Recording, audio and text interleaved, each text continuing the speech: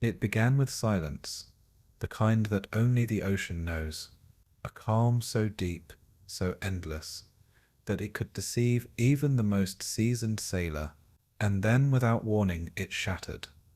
The flash of a torpedo's wake, the roar of an explosion, the sky lit by burning oil. A merchant ship, once peaceful and proud, was gone. In the dark beneath the waves, unseen and unheard, a steel predator slipped away, one of Hitler's U-boats, the terror of the Atlantic. For years these ghostly hunters stalked the convoys that carried food, weapons, and hope across the sea, choking the lifeline that kept Britain alive. But what began as slaughter would become a hunt, a vast, relentless struggle across thousands of miles of ocean, fought not only with courage and steel, but with sound, code, and patience. This is the entire history of the Allied anti-submarine war, the desperate campaign to hunt the Wolfpacks, to turn fear into mastery, and to reclaim the sea from the silent killers who once ruled it. When war began in 1939, few understood the scale of the danger that lurked beneath the waves. The Atlantic Ocean became the artery through which the free world would survive, carrying food from Canada, oil from the Caribbean, troops from America. Without it, Britain would starve. Hitler knew it, and Admiral Karl Dönitz, commander of the Kriegsmarine's U-boat fleet, knew it even better. He believed submarines could strangle Britain faster than any army or air force could. His strategy was precise: hunt in wolfpacks, coordinated groups of U-boats that would shadow convoys across the ocean, strike by night, and vanish before escort ships could react. The ocean became a graveyard. In the first years of the war, thousands of sailors were lost, and millions of tons of shipping went to the bottom. The sea belonged to the hunters. But the Allies would learn. Slowly, painfully, they began to turn the tide. In the beginning, the Atlantic War was chaos. Scattered convoys, outdated tactics, and escorts that could barely protect themselves. Destroyers and corvettes chased shadows, dropping depth charges blindly into the dark, hoping to hit something they could not see. Yet for every ship lost, experience grew, intelligence deepened, science began to whisper its secrets, and above all, the will to fight never broke. The British Admiralty, led by men like Admiral Max Horton, rebuilt the convoys into disciplined formations. Ships sailed in columns, guarded by escorts armed with new weapons, hedgehog mortars, depth-charge projectors, and Aztec sonar that could hear what the human eye could not see. Still, the Wolfpacks struck back. In 1941 and 42, the U-boats ruled the seas. They called it the Second Happy Time. Operating from bases in occupied France, they swept across the Atlantic, attacking convoys off the coast of America itself. Ships burned within sight of shore. Entire convoys disappeared into the night. In Berlin, Dönitz's headquarters glowed with satisfaction. His U-boat crews were national heroes, their exploits broadcast in triumph. But beneath that triumph lay hubris. The Germans believed they had found perfection. They did not see the trap closing around them. The Allied counterattack began in silence. In the rooms of Bletchley Park, where mathematicians and linguists worked day and night to break the Enigma code. Every U-boat transmitted its orders by radio, encrypted by the machine's shifting ciphers. When Alan Turing and his team cracked those codes, the war changed forever. The Allies could now read the U-boat fleet's movements almost in real time. Convoys were rerouted around ambushes. Escorts appeared where no one expected them. The hunters were being hunted, but the secret had to remain hidden, so every victory was disguised as luck. It was a quiet, brilliant war of wits, waged in silence and secrecy. By 1943, the Allied anti-submarine effort had become the most coordinated campaign of the war. It stretched from the skies to the seabed, a union of technology, intelligence, and sheer human endurance. Long-range patrol aircraft, flying from Iceland, Newfoundland, and the Azores, now covered the once deadly mid-Atlantic gap, the place where no air support had reached before. Fitted with radar and the blinding lee light, these aircraft could catch U-boats on the surface at night, striking before they could dive. On the ocean's surface, small escort carriers brought their own squadrons of aircraft directly to the convoys, while new destroyer escorts and frigates patrolled the routes with unbroken vigilance. The once invisible U-boats found themselves exposed, their sanctuary gone. The turning point came in May 1943. Black May, the month when the Wolfpacks began to die faster than they could kill. In 30 days, 41 U-boats were destroyed, along with over 1,000 men. Admiral Dönitz, faced with catastrophic losses, was forced to withdraw his fleet from the Atlantic. The Battle of the Atlantic, the longest continuous battle of the war, had turned. The ocean, once ruled by the predators, now belonged to the hunters. The Allied triumph was not the work of any one nation or weapon. It was a symphony of coordination. British, Canadian, and American escorts sailed together, their captains learning from one another. Scientists developed new sonar, new depth charges, and the first sonobuoys, floating microphones that could track submarines through the deep. Aircraft flew endless patrols, refueled in flight, scanning the grey waves for a glimpse of periscope or wake. Convoys that once sailed in terror now moved with confidence, and beneath it all, the silent mind of ultra-intelligence guided every move, ensuring the Wolfpacks could never regain surprise.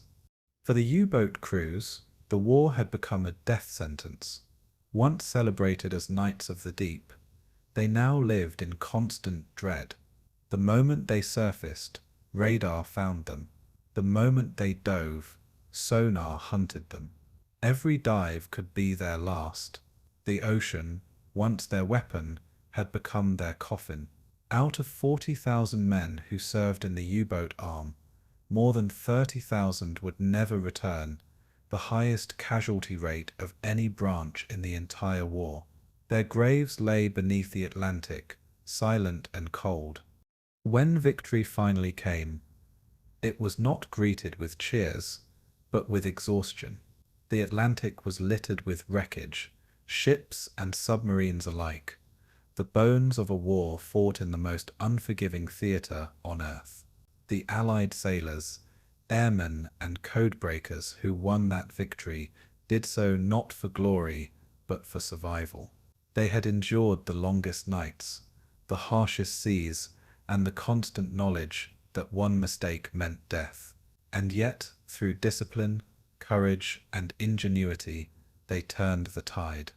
The Allied anti-submarine war was not just a campaign, it was an evolution. It transformed the way the world fought, linking intelligence, science, and human instinct into one. It proved that knowledge could conquer fear, and that persistence could outlast terror. It was the invisible war, fought in darkness, won by light. Today, the Atlantic lies calm once more. Cargo ships cross it in peace, unaware that beneath them rest the ghosts of convoys and wolfpacks alike. On the seabed, rusted hulls still bear the scars of that struggle, silent monuments to courage on both sides. The ocean remembers even when we forget.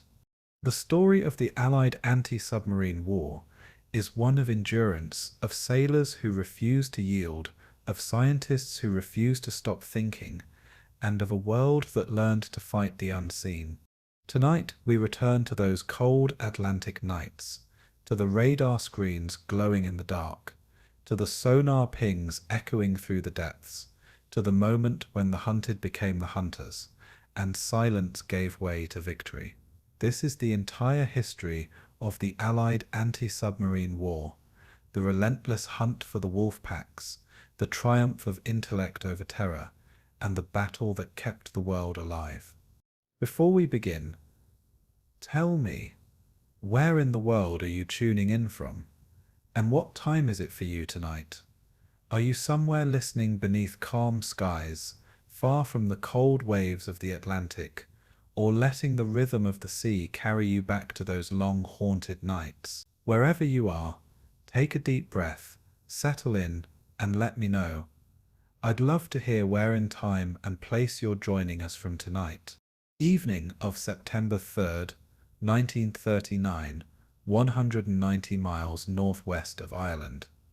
The British passenger liner SS Athenia ploughed through calm Atlantic swells under the command of Captain James Cook. At precisely 7:40 p.m., a sudden metallic jolt reverberated through her hull as Oberleutnant Fritz Julius Lemps U-30 launched 2 torpedoes from a range of 1,800 meters. Within 10 minutes the lights flickered, the ship listed to port, and hundreds of passengers rushed to lifeboats beneath a fading orange sky. This was the first British vessel sunk by a German submarine in the Second World War, killing 118 civilians. The Admiralty in London initially hesitated to confirm the attack, fearing panic in merchant circles, but the loss of Athenia made one fact unmistakable: the seas were once again a battlefield. No declaration could disguise it. The first shots of the longest campaign of the war had already been fired beneath the waves. By mid-September, Admiralty telegrams, designated M.0406, recorded the sinking of over a dozen merchantmen between the Hebrides and the western approaches. The Admiralty dusted off World War I manuals on convoy organization, documents first issued in 1917 under Admiral Sir Reginald Bacon. The system seemed simple on paper: gather merchant ships in groups of 30 or 40, assign 2 escorts, and cross the Atlantic under coordinated radio silence. In practice, Britain possessed fewer than 40 destroyers suitable for escort duty, and many were in disrepair. ASDZ, the new underwater sound detection device introduced in the interwar years, could locate submarines only within 1,500 yards, and failed completely if the target dove deep or remained motionless. Each technical limitation translated into human vulnerability. Radio logs from Convoy OB4, for example, show confusion when ASDIC echoes vanished mid-pursuit.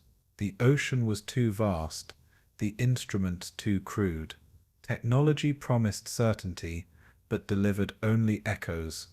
Across the North Sea in Wilhelmshaven, Kapiteins or Sea Carl Dönitz examined the same reports from the opposite perspective. His analysis of British convoy routes led him to develop what he called the Rudel, or Wolfpack doctrine, a coordinated attack strategy built on radio communication between dispersed submarines. Each U-boot type had a distinct purpose. The Type 7, a medium-range boat displacing 760 tons, formed the backbone of his fleet, while the larger Type 9, at over 1,050 tons and a range of 15,000 kilometers, stalked deeper waters near the Azores. Dönitz's philosophy contrasted sharply with British rigidity, where the Royal Navy relied on predictable formations and procedural defense. The Kriegsmarine pursued fluid, mobile offense. The battlefield was invisible, but its logic was mathematical. Whoever mastered coordination through unseen signals would control the Atlantic. Dönitz believed he had found the formula. Merchant captains soon discovered the consequences of that formula firsthand. Between September and December 1939, U-boats destroyed 222 Allied ships, nearly 1 million tons of cargo, according to the Admiralty's monthly shipping loss report number 8. Convoy SL9 lost 4 ships in a single night, while outbound convoy OB-15 scattered in panic after misidentifying an escort's Echo as a submarine. The Navy's reliance on ADSIC created a deadly illusion of safety. Once a submarine fired torpedoes from beyond detection range, escorts circled helplessly, listening to ghostly pings fading into static. Field notes from Lieutenant Commander J.G. Broome, recorded aboard HMS Vanoc, described the sensation as chasing phantoms through darkness. The war was now fought by sound and silence, not sight. The Royal Navy's experience in line-of-battle warfare offered no guidance. Beneath the waves, centuries of tradition became irrelevant. In the corridors of the Admiralty's submarine tracking room on Derby House's lower level, officers pinned red and blue flags to a vast Atlantic chart stretching from Greenland to Gibraltar. Each flag represented a convoy, each black marker a lost ship. The pace of losses forced operational re-evaluation. A memorandum issued on November 15, 1939, under Admiral Sir Charles Forbes, recommended extending convoys farther west to meet mid-ocean escorts. Yet every mile of additional coverage required ships that did not exist. Britain's shipyards could not replace merchant losses fast enough. The Ministry of Shipping calculated a weekly deficit of 40,000 tons of cargo capacity by year's end. Numbers became the language of crisis. Each statistic was a life, each calculation a measure of endurance. The sea was no longer a frontier. It was a ledger of risk. Technical optimism persisted even as evidence contradicted it. Engineers at the Admiralty's signal establishment at Portsmouth continued refining ASIC frequencies between 30 and 40 kHz, believing higher pitch meant greater precision. Field tests aboard HMS Wolverine showed otherwise. Temperature gradients and salinity layers bent sound waves unpredictably, masking U-boats at depths beyond 200 feet. German commanders quickly recognized this weakness. Captain Otto Kretschmer of U-99 noted in his patrol diary dated January 20, 1940, below depth 200 feet, the English are deaf. This blunt observation encapsulated the entire strategic imbalance. Technology built on theory failed against practice shaped by experience. The ocean obeyed no laboratory equations, and the Germans learned faster. For the sailors who faced the U-boats, these failures were not theoretical. They were lived moments measured in seconds and decibels.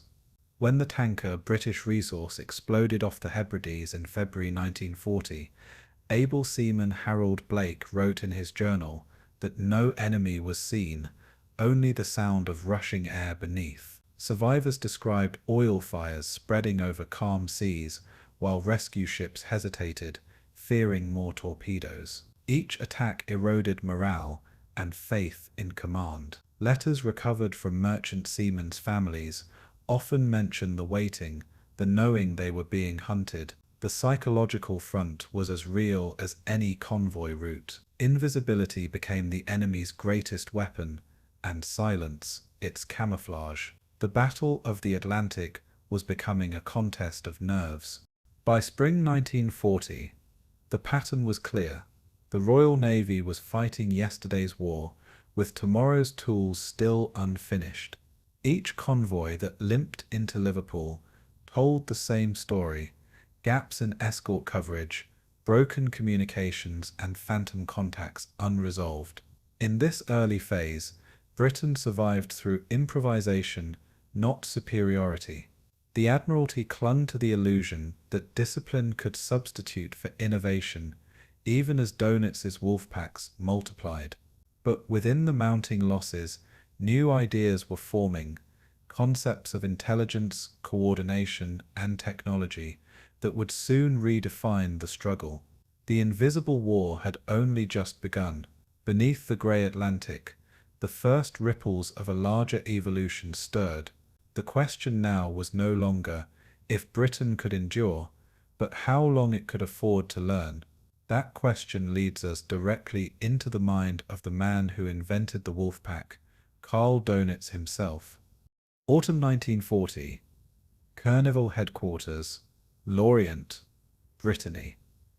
Inside a low-ceilinged operations room, lined with maps and flickering signal lamps, Kapitän C. Karl Dönitz stood before a chalkboard covered in white arcs and arrows. Each curved line marked the sweep of a Type 7 U-boat, their operational radii drawn in chalk dust across the Atlantic. Dönitz, the former commander of U-boat flotilla Weddigen, traced his finger from Lorient to the western approaches, and said softly to his staff, "One boat alone is a dagger, a pack is a sword." On that October morning, the doctrine of Rudel Taktik, Wolfpack tactics, was formally introduced to his men. The room was thick with cigarette smoke and conviction. This was not improvisation, but design. Dönitz envisioned dozens of submarines hunting as one, linked by radio, guided from shore, and striking convoys in overwhelming numbers. The era of the lone submarine hunter was ending.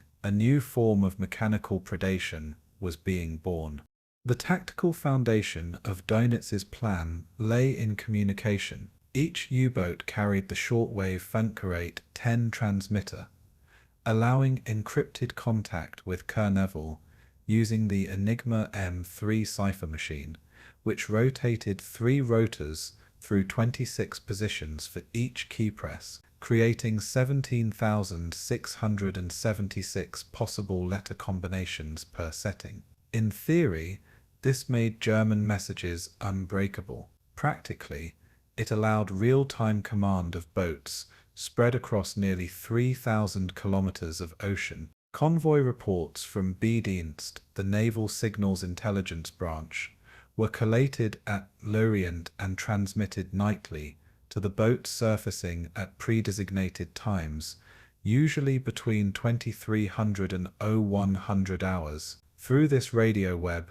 Dönitz could marshal his forces like a general on land. The sea became a battlefield grid. For the first time in naval history, submarines acted as a coordinated arm rather than scattered hunters. But with each message sent, a new risk grew. Radio waves could be tracked, and the hunters could become the hunted. In contrast, the Royal Navy still clung to doctrines rooted in the First World War. Convoy protection relied on dispersed escorts, old V and W class destroyers, and lightly armed corvettes like the Flower class, with only a single 4-inch gun and primitive as-it sonar. Their detection range was barely 1,500 yards, effective only when a U-boat was already beneath their hull. While British convoys moved at an average speed of 8 knots, German Type 7 boats could make 17 knots surfaced and 7 submerged, closing rapidly at night when their diesel engines roared to full power. The tactical imbalance was stark. The British could defend only what they could see. Dönitz's wolves attacked from beyond vision, beyond radar, beyond certainty. Convoys were herds without shepherds, guarded by ships nearly blind in the dark. The Doctrine gap was as lethal as any torpedo. The first large-scale test came in October 1940, when 9 U-boats designated Group Prime, after the celebrated commander of U-47, intercepted convoy SC-7 off Rockall. Using triangulated position reports, Dönitz directed his pack to converge through encoded orders labeled Funksbruch 507B. Over 4 nights, the pack sank 20 ships totaling over 140,000 tons, including the Empire Brigade and Assyrian. The attacks followed a rhythm: shadow by day, strike by night, regroup by dawn. British escorts were overwhelmed, their sonar screens filled with meaningless echoes. After-action reports from HMS Fowey described torpedo tracks converging from 3 directions, without discernible pattern. Dönitz analyzed the outcome with clinical precision. The Wolfpack system worked. Coordination had turned chaos into method. The Atlantic was no longer a battlefield of chance. It was a chessboard. From these results emerged measurable ambition. Dönitz's Zielvorgabe, or target figure, established a required sink rate of 700,000 tons of shipping per month to economically strangle Britain. In November 1940, with just 50 operational U-boats, the fleet achieved over 450,000 tons sunk, a record that electrified the German press. The Ministry of Propaganda, under Joseph Goebbels, declared U-boat commanders national heroes. Der Adler magazine printed photographs of Otto Kretschmer of U-99, Günther Prien of U-47, and Joachim Schepke of U-100, each credited with more than 100,000 tons of Allied losses. In Berlin, Dönitz's strategy was heralded as proof of German mastery beneath the waves. Yet beneath the triumph lay dependency. The Wolfpacks lived and died by radio. The same transmissions that guided victory also marked their location to patient Allied ears. Behind the facade of efficiency, cracks began to appear. Reports from B-Dienst analysts in Berlin noted intermittent interference and delays in message delivery due to atmospheric conditions and the British use of counter-broadcast jamming from bases at Londonderry and Reykjavik.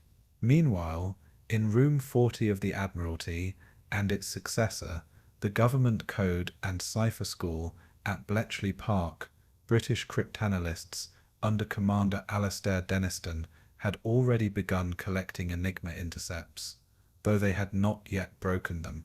The Germans remained unaware that each radiogram was a breadcrumb leading to pattern recognition. In mid-December 1940, the British Y service logged 92 separate U-boat transmissions in a 24-hour period, an enormous spike. Statistically, every message reduced operational invisibility by 2%. The Wolfpack strength was also its signature. Dönitz refused to decentralize command. The pack would hunt as one, or not at all. Life aboard a Type 7 boat revealed the Doctrine's human cost. Each submarine measured only 67 meters long, housing 44 men in air thick with diesel, humidity, and carbon dioxide. Coordination required nightly surfacing to send and receive signals, forcing the crew into peril. In the North Atlantic winter, waves reached 10 meters, rolling the boats like tin cans. Men described the sensation of standing watch as riding a steel lung beneath a living grave. Radio operators, such as Oberfunkmeister Hans-Georg Stuck, recalled tuning frequencies by feel, gloves off, fingers freezing. Every message risked detection, yet silence meant isolation. The efficiency of the Wolfpack demanded sacrifice of comfort, safety, and often lives. Dönitz's system was brilliant, but merciless to its own disciples. By January 1941, Kernevel's operations wall was a tapestry of red pins, convoys destroyed, tonnage recorded, morale soaring. Yet Dönitz's handwritten margin notes, preserved in the Kriegstagebuch der U-Boot-Waffe, betray unease. Enemy listening increases. Our voice must not betray our teeth. The pack was working, but the enemy was adapting. Britain was learning to listen. In the coming months, escort groups would evolve from scattered defenders to coordinated hunters of their own. Using new technology and intelligence Dönitz could not yet imagine. For now his doctrine ruled the seas in blood and silence. But every coded message transmitted from a U-boat mast sent a signal not just to Lorient, but to Bletchley Park. The wall beneath the waves was no longer invisible. It was connected, and connection would prove the wolves' undoing. November 5th, 1940, North Atlantic, 55 degrees north by 35 west. The convoy HX-84 ploughed eastward under a sky that looked carved from lead, its 37 merchantmen crawling at barely 8 knots. The sea was slate grey, the air soaked with cold so deep it burned the lungs. On the bridge of the armed merchant cruiser HMS Jervis Bay, Captain Edward Stephen Fogarty Fagan watched his formation stretch into the horizon, each ship carrying wheat, steel, and hope toward a starving Britain. At 1600 hours, a lookout aboard the Beaverford shouted a warning, "Raider sighted, bearing 245. Out of the mist loomed the German pocket battleship Admiral Scheer, her 11-inch guns trained forward. Fagan knew his ship was hopelessly outgunned. Jervis Bay had only outdated 6-inch guns from before the last war, yet he ordered flank speed and turned directly toward the enemy. The merchantmen scattered like birds. The Battle of HX-84 had begun, not between fleets, but between duty and annihilation. The British Merchant Navy was not a combat service in theory, but in practice it bore the war's heaviest weight. Merchant vessels were civilian-owned, their crews drawn from ports in Cardiff, Glasgow, and Halifax. They sailed unarmored, often with no escort, past the midpoint of the Atlantic, the Black Pit, where Royal Navy protection could not yet reach. Technical reports from the Admiralty's Trade Division, dated December 1940, recorded that only 1 in 6 convoys had continuous escort cover across the full route. The ships relied on basic magnetic compasses, gyro repeaters, and sometimes a single 20mm Oerlikon gun mounted on the stern. Their wireless sets, Marconi Type 210 transmitters, had limited range, making distress calls unreliable.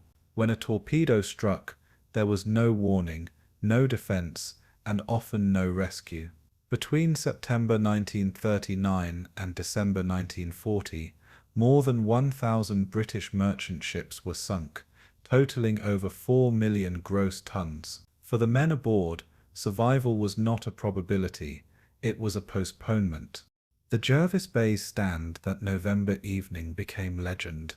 Her gunners, many trained from civilian ranks, fired over 200 rounds in 20 minutes, their shells splashing harmlessly short of Admiral Scheer's armor belt. Fagan's left arm was shattered by shrapnel, yet he stayed at the wheel, shouting orders through the voice pipe. The British Board of Trade later calculated that his sacrifice delayed the German raider by 22 minutes, enough time for 31 merchant ships to vanish into fog. It was an act of self-destruction that saved thousands. Dönitz's U-boats, operating hundreds of miles away, depended on surface raiders like Scheer to scatter convoys. After HX-84, even they acknowledged the civilian crew's unexpected defiance. In post-war interrogations, Captain Theodor Krönke of Scheer admitted, "They fought like a warship, not a merchantman." The distinction was erased in fire. Merchant sailors were now frontline combatants, whether they accepted the title or not. But the technical imbalance remained crushing. British Asdyke Sonar, the Type 123A system, could detect submarines only within 1,500 yards, and only while moving slowly. Once convoy ships accelerated or turned, the echo vanished.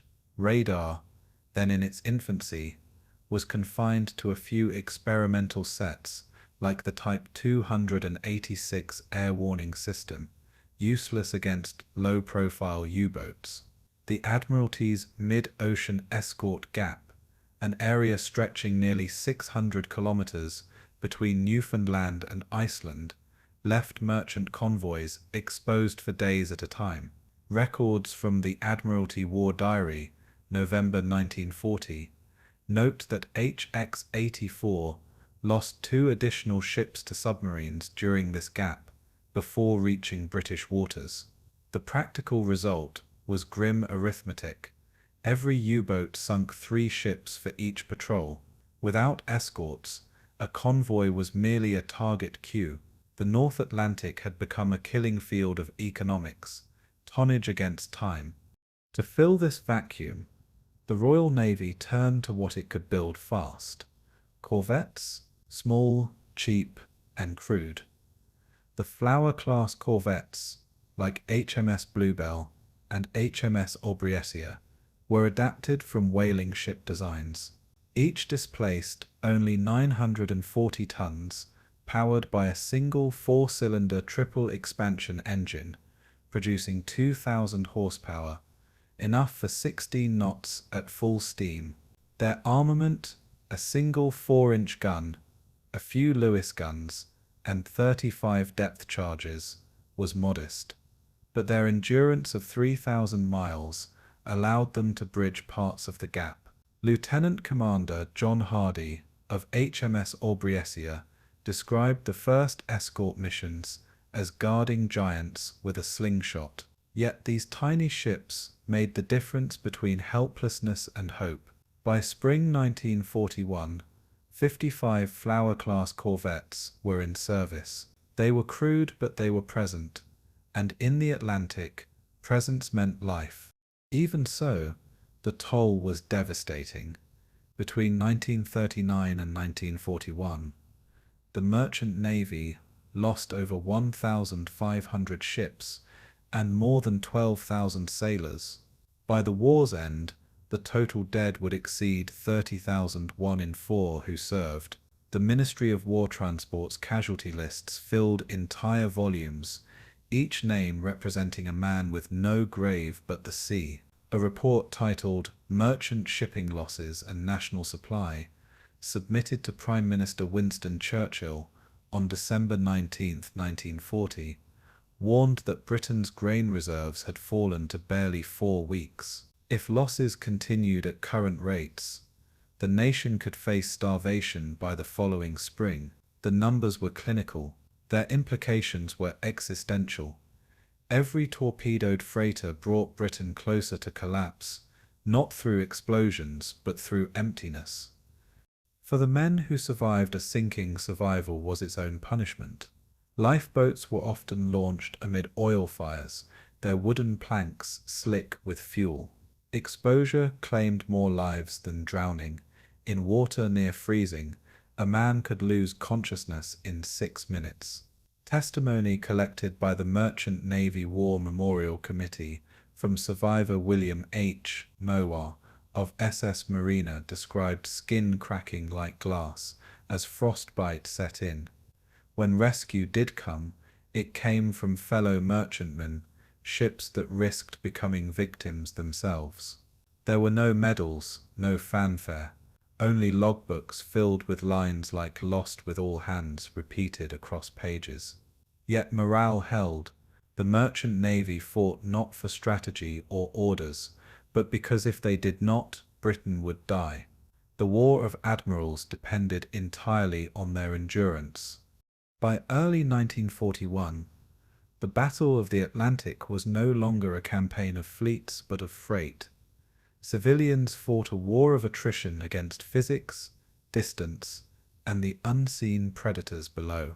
Their courage bought time for invention. Engineers in British laboratories at Malvern and Fairleigh were already experimenting with new radar frequencies, Lee lights, and improved ASDIC systems. The men of the merchant fleet would never know it, but their suffering forced a revolution in detection technology. Every convoy lost became a data point for survival. The war was transforming, from courage to calculation, from blood to signal. The question now was whether science could move faster than fear. The answer lay in laboratories and workshops that would define the next phase of the struggle. The invisible war was about to become a technological one, and the race had already begun. March 3rd, 1941, Clyde Estuary, Fairleigh, Scotland. A pale dawn broke over the Firth. revealing the sleek silhouette of HMS Gleaner, a modified Flower-class corvette, as it cut through grey water at 12 knots. On deck, Lieutenant Commander Douglas Wemyss oversaw a demonstration of ASIC, the Anti-Submarine Detection Investigation Committee's new sound detection system, while Captain Ronald Harding adjusted the projector mast, its domed housing beneath the keel vibrating faintly. Engineers measured the pitch of the emitted pulses, 82 kHz, each lasting 1/10 of a second, reflected off a submerged training target painted to resemble a Type 7 U-boat. The team scribbled notes on oscilloscopes, each wave pattern a clue. The experiment was designed to show that sound could locate the unseen enemy, yet beneath the excitement, a creeping doubt lingered. Could the technology survive real conditions beyond controlled water depths and placid seas? ASDIC worked by sending out short pulses of high-frequency sound, then calculating the return echo time to determine distance to a solid object. The principle was straightforward. Sound travels at approximately 1,500 meters per second in seawater, so a half-second return meant an object 75 meters away. In practice, a Type 7 U-boat presented only a 6 square meter target area at periscope depth, submerged under waves and rolling seas. Compared to British Type 123A sonar, German hydrophones were passive and required no surface exposure, allowing silent listening. ASDIC's greatest flaw became immediately apparent when a corvette passed directly above a submarine. The system experienced a blind spot, losing contact for up to 20 seconds, enough for a skilled commander to alter depth and escape. Reports in the Admiralty's ASDIC Trials Bulletin, March 1941, warned that this gap could reduce attack effectiveness by nearly 30%. Field operators learned quickly, sound alone could not impose certainty on the Atlantic. By contrast, German U-boats relied on stealth, patience, and maneuverability. Type 7 boats could maintain 7 knots submerged for 80 kilometers before battery depletion forced surfacing, while surfaced speeds of 17 knots allowed rapid repositioning. ASD required a steady course, and rough seas introduced echoes that could be misread as false contacts. British corvettes, slow and lightly armed, depended on depth charges set to explode at fixed depths, initially only 25 to 50 meters, whereas U-boats could vary depth up to 60 meters within a minute. The imbalance favored the hunter when the submarine remained stationary, but favored the hunted when it moved unpredictably. In reports from Convoy OB 318, January 1941, operators repeatedly lost Type 7 targets under the convoy, resulting in 3 successful attacks by U-99, despite continuous ADSIC sweeps. The system's promise exceeded its practical application. Real-world testing reinforced these limitations. In April 1941, HMS Obriesha conducted night exercises against a mock U-boat in the North Channel, with sonar operator leading seaman James Crawford logging pulse returns. Over 6 hours, the crew tracked the target only intermittently, losing contact for 40% of the exercise. Lieutenant Commander Wemyss documented each blind spot in a classified report, noting rapid turns and wave interference produce a loss of positional certainty exceeding tactical tolerance.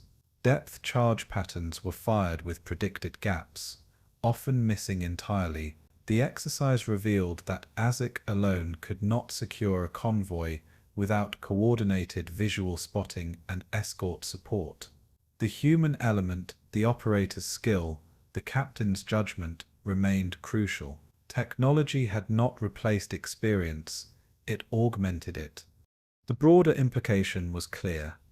Without integration of intelligence and tactics, innovation would stall. Naval scientists at Fairlie began transmitting daily updates to the Admiralty's Anti-Submarine Division, proposing variable depth sonar, improved projector angles, and coordinated convoy maneuvers to reduce contact loss. Statistical models calculated a potential 25% increase in detection if corvettes operated in echelon formations with overlapping sonar arcs. Yet institutional inertia slowed adoption. New depth charges and gyro-controlled projectors took months to reach the front line. In letters to Vice Admiral Sir Percy Noble, ASTIC engineers warned, "The system's potential is unrealized unless tactical doctrine evolves in lockstep. Innovation alone could not win. Adaptation was necessary." The Invisible War demanded synchronization between invention and implementation, a lesson the Atlantic would soon make painfully clear. Additional evidence of ASIC's limitations arrived from convoy reports. In early May 1941, convoy OB-318 lost 2 ships to U-99 despite continuous sonar coverage by HMS Bluebell and HMS Cowslip. Operators reported echoes disappearing as the submarine crept beneath larger merchant hulls, exploiting blind spots created by hull interference. Post-action reports cited misaligned projector angles and inconsistent pulse frequencies as contributing factors. British intelligence noted that Type 7 U-boats had adapted tactics to surface at night, choosing courses perpendicular to convoy tracks to reduce exposure to sonar arcs.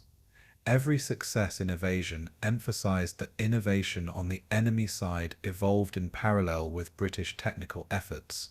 The interplay between research and field adaptation had become a dynamic contest, not a static advantage. The human consequences of these technological struggles were immediate and visceral. Escort crews, often young men barely trained in sonar operation, faced the stress of listening for faint echoes while waves smashed against corvette hulls, their hands raw on lavers, eyes straining at flickering meters. Misdimmed depth charges led to near misses that terrified the bridge watch. Every failure was a potential ship lost. Crew diaries, like that of Sub-Lieutenant Henry McAllister aboard HMS Gleaner, recorded nights spent chasing ghosts, knowing a single lapse could mean death for 50 souls in steel coffins. The illusion of control bred both confidence and vulnerability. Inadequate technical mastery translated directly to human risk. ASTIC's promise had a cost measured in stress, exhaustion, and potential fatalities. Technology could detect, but it could not guarantee salvation. By June 1941, the lesson was undeniable. Sonar was a tool, not a shield. Convoy escort tactics needed intelligence to guide detection and decision-making. Field reports circulated from Clyde to Londonderry, stressing that successful interception required a fusion of technology, coordination, and operator skill. The U-boat menace remained unpredictable, surfacing under darkness, exploiting gaps, and using the Atlantic's vastness as a cloak. While ASTIC represented Britain's first real attempt at mechanized control beneath the waves, it highlighted the limits of reliance on instruments alone. The stage was set for the next phase of the battle, breaking the code that directed the Wolfpacks. Intelligence, not technology, would become the decisive weapon. The war beneath the waves was shifting from pulses to ciphers. July 25, 1939, Warsaw, Poland. In a dimly lit room of the Polish Cipher Bureau on Rakowajeka Street, Captain Marian Rejewski carefully laid out a torn page from a German naval signal book beside a reconstructed Enigma machine, serial number A1352, with its 3 rotors numbered I, O, A, and 3. The cipher rotors clicked mechanically as he rotated them, each letter substitution a tiny cog in a vast, invisible mechanism. Marian, with colleagues Jerzy Rojicki and Henryk Zygalski traced the wiring connections that made the machine mathematically formidable, over 100 quintillion possible daily keys in the three-rotor naval variant. By handing copies of their wiring diagrams and initial key sheets to British liaison officers, they ensured that London would not confront the U-boat threat blind. The Poles understood the stakes. Without this gift, convoys would vanish beneath the Atlantic waves, and Britain's lifeline could be severed. Their work was meticulous, almost obsessive, a prelude to the technological counterattack that would soon follow.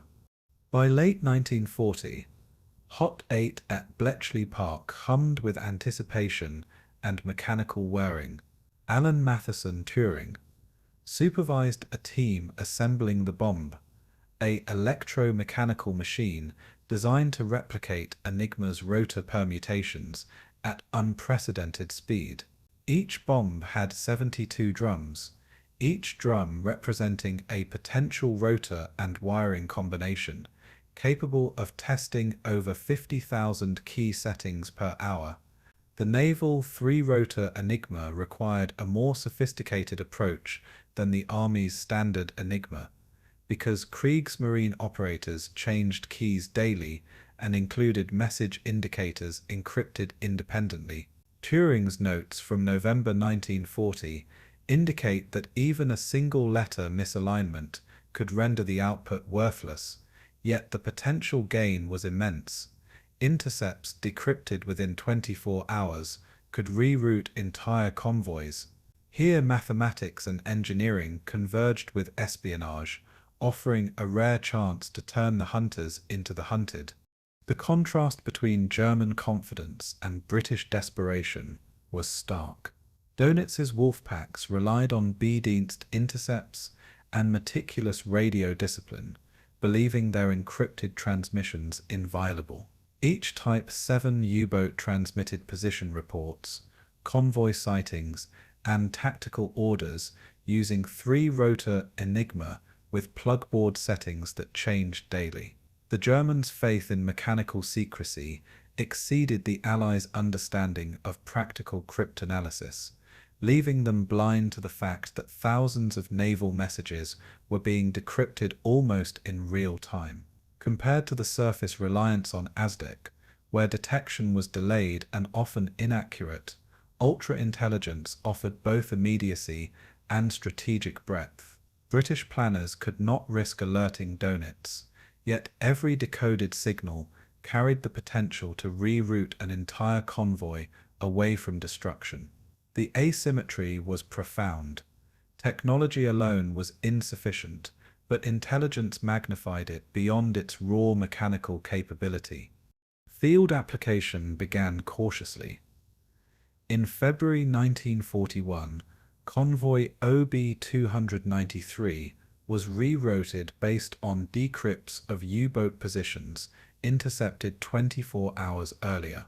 Admiralty orders, annotated with ultra-secret, instructed escorts to adjust courses by 5 degrees north and increase zigzag intervals. Observers aboard HMS Bluebell recorded that Type 7 contacts were avoided entirely, with sonar sweeps reporting no detections in previously active U-boat lanes. Encrypted German communications, monitored by B-Dienst, showed no immediate recognition of altered convoy patterns. The Admiralty's War Diary noted, convoy saved from probable losses of 5 to 7 merchantmen, attributing the success to cryptanalysis rather than corvette firepower.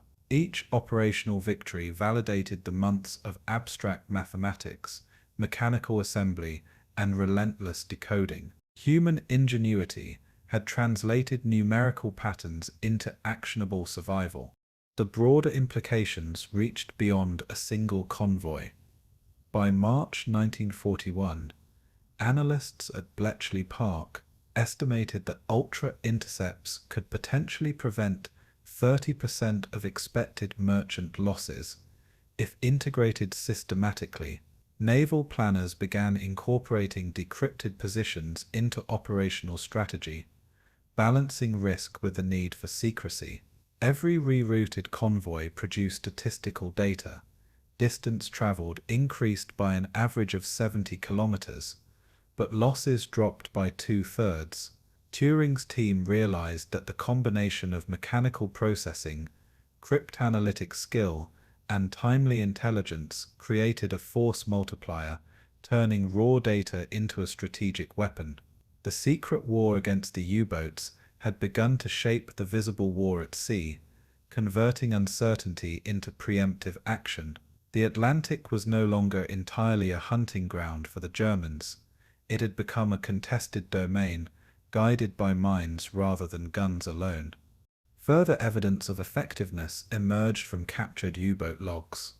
In a 1941 post-action report, Korvettenkaptein Günther Prien noted that some convoy evasions seemed almost prescient, with escorts moving before contact. B-Dienst files acknowledged a troubling anomaly. The Germans could not determine why convoys adjusted courses without apparent reconnaissance.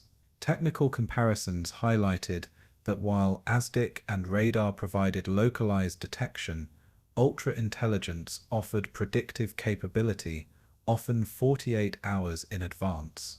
The combination of these tools allowed Admiralty Command to prioritize escorts, assign corvettes to high-risk zones, and avoid unnecessary exposure. Even a single decrypt could save thousands of tons of cargo, preserving fuel, food, and munitions. Intelligence amplified every mechanical advantage, transforming scattered technical measures into coordinated defense. The human consequences of Ultra's success were immediate. Merchant seamen on convoy HX-150 reported fewer torpedo alerts, while escort captains received timely routing instructions that reduced exposure to Wolfpacks. Letters from officers described the strange sensation of safety arriving before the threat, a confidence born not of guns or sonar, but in visible mathematics. Yet the operation demanded secrecy. Revealing the source could compromise the advantage. Daily tension at Bletchley Park was palpable. One error in handling or miscommunication could lead to unnecessary losses. The intelligence was lifeblood, but also a burden. Each decrypted message carried responsibility, translating abstract code into real lives saved or lost on the cold North Atlantic. The puzzle had human stakes. By mid-1941, the pattern was undeniable. Breaking Enigma was the first true Allied counteroffensive beneath the surface. The Allies now possessed a tool to anticipate Dönitz's Wolfpacks rather than merely respond to them. Yet the process remained fragile. Operational lag between decryption and tactical use required careful timing, and German counterintelligence continued to probe weaknesses. The interplay between mathematicians, engineers, and naval commanders would define the next phase of the Battle of the Atlantic. Ultra was more than code breaking. It was the weaponization of knowledge itself. The stage was set for integration into tactical command, as the invisible war shifted from sonar pulses to predictive intelligence. The hunt was no longer only for submarines, it was for information. The puzzle had been solved, but the game had only just begun. February 2nd, 1942. Western Approaches Command, Liverpool. Admiral Sir Max Horton strode along the polished oak floor of the operations room, eyes scanning the massive wall chart of the North Atlantic, where hundreds of coloured pins marked convoy positions, U-boat sightings, and weather reports. Ultra intercepts, decrypted at Bletchley Park and transmitted via secure teleprinter, illuminated the map in ways that sonar alone never could. Operators in green-checked shirts moved swiftly, plotting courses for convoy on 73, while wireless operators checked HF-DF bearings from ships at sea. Horton, glasses perched on his nose, paused over convoy Commodore Captain Edward Kennedy's route, adjusting 5-degree headings to avoid Wolfpack Hext's last known formation. The room hummed with calculated urgency. Every decision could mean the difference between the loss of 7,000 tons of food or a safe passage. Paper and pencil became instruments of war alongside steel and depth charges, each plot line a lifeline. The integration of multiple intelligence streams demanded technical precision. Ultra-decrypts revealed Kriegsmarine radio traffic with positional coordinates, while HF/DF triangulated submarine transmissions, often within 40 kilometers of exact location. Radar reports from HMS Bluebell and Aubriesia provided surface contacts, although coverage remained uneven, especially in mid-ocean. Combining these sources required meticulous cross-referencing, plotting longitude, latitude, and estimated speed for each U-boat on charts, scaled in 1 to 100,000s. Operators maintained separate logs for convoy, heading adjustments, calculating expected drift, ocean currents up to 25 kilometers per day, and wind-induced speed reductions of up to 15%. The system allowed escorts to preemptively position themselves, often intercepting wolfpacks before contact. The technical orchestration turned abstract decrypts into actionable strategy, demonstrating that intelligence alone had limited utility without operational command. Compared to German doctrine, the Admiralty's approach was centralized, predictive, and adaptive. Dönitz's wolfpacks operated in dispersed formations, relying on local intelligence from B-Dienst, which could be delayed up to 24 hours. German U-boat captains navigated primarily by periscope sightings and short-range radio messages, exposing them to tactical countermeasures. In contrast, the Western approach's command fused multi-layered intelligence, creating a holistic operational picture that allowed the rerouting of convoys over distances of up to 700 kilometers. Where German doctrine emphasized opportunistic attack, Horten's system emphasized preemption. The contrast highlighted a fundamental difference. German systems excelled in mechanical stealth. British systems excelled in orchestrated foresight. Every plotted point became a node in a network of decision-making, far larger than a single ship or submarine. Intelligence became a force multiplier, not merely an accessory. Field evidence validated the system's early effectiveness. In March 1942, convoy SC-94, carrying over 15,000 tons of food and munitions, altered course based on Ultra and HF/DF input.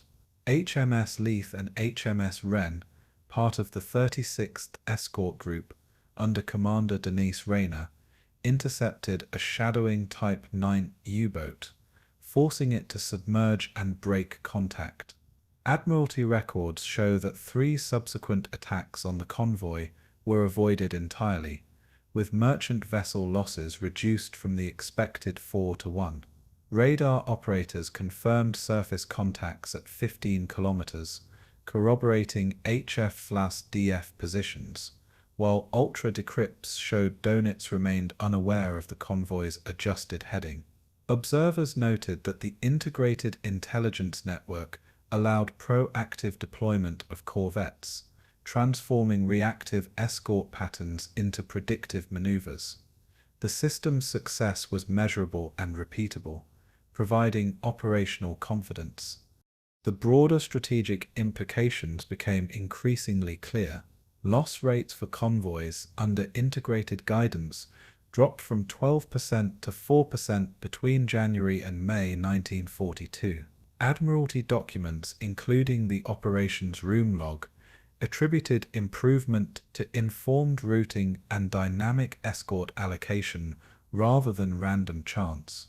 This predictive capability allowed long-range planning, prioritization of scarce corvette resources, and reduced risk of starvation in the British Isles. The coordination of Ultra, HF/DF, and radar created a layered defense that extended the effectiveness of the relatively small Royal Navy escort fleet. Every convoy rerouted successfully reinforced the idea that intelligence fused with command was more decisive than raw firepower alone. Germany's technical edge in stealth U-boats was mitigated by systemic British foresight. The stakes of each plotted course increased exponentially with each operational success.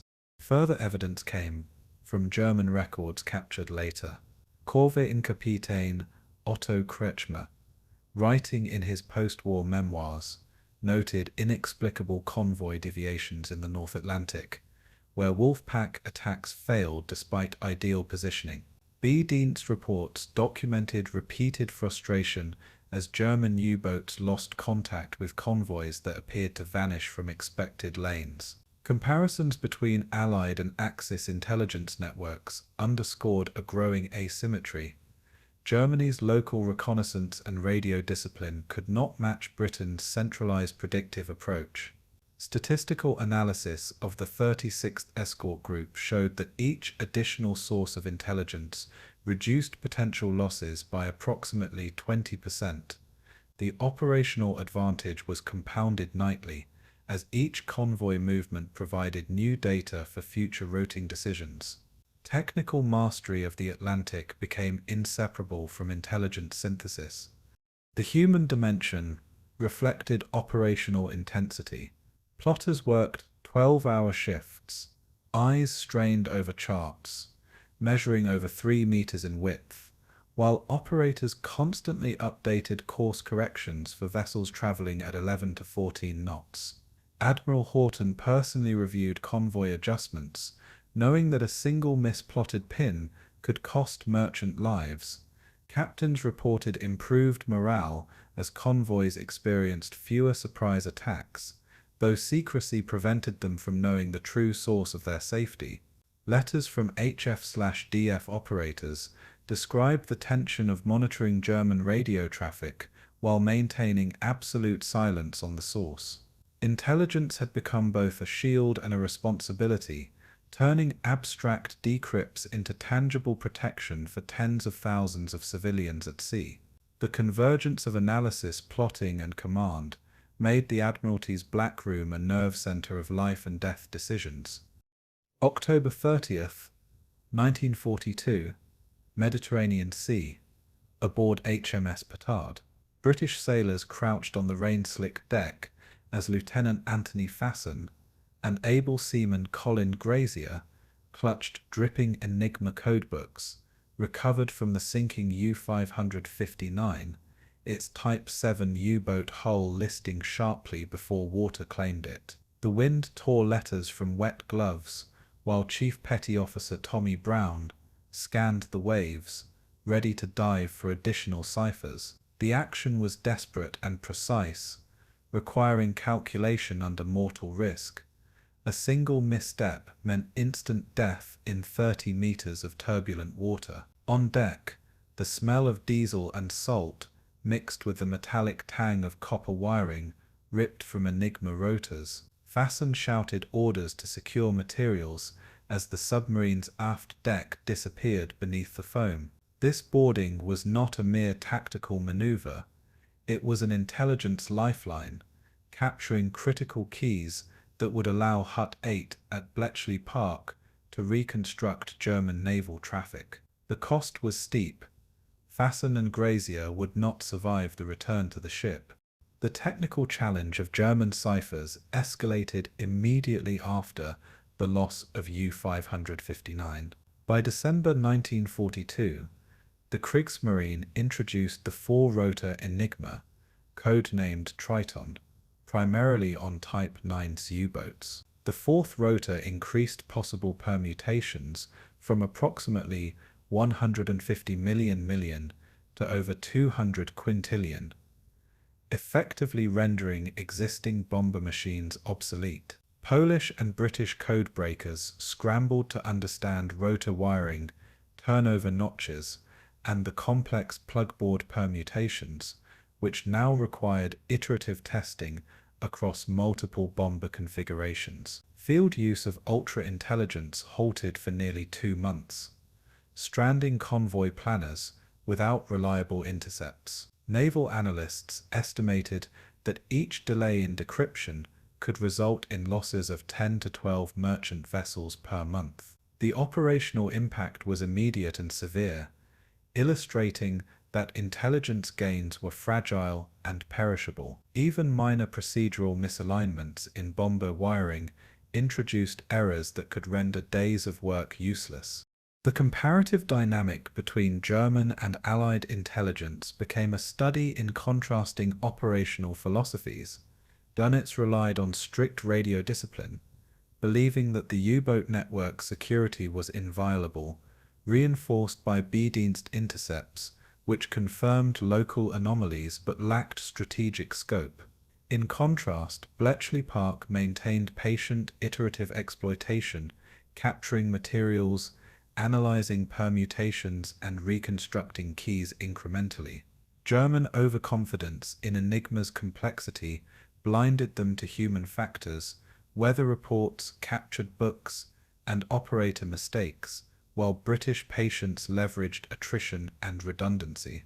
Where German signals officers assumed one-time codes were unbreakable, Allied analysts treated every intercepted message as part of a continuous puzzle. This philosophical divergence shaped outcomes more than technology alone. German technical brilliance met British methodological persistence, producing a chessboard where each side's next move depended on anticipating the other's adaptation.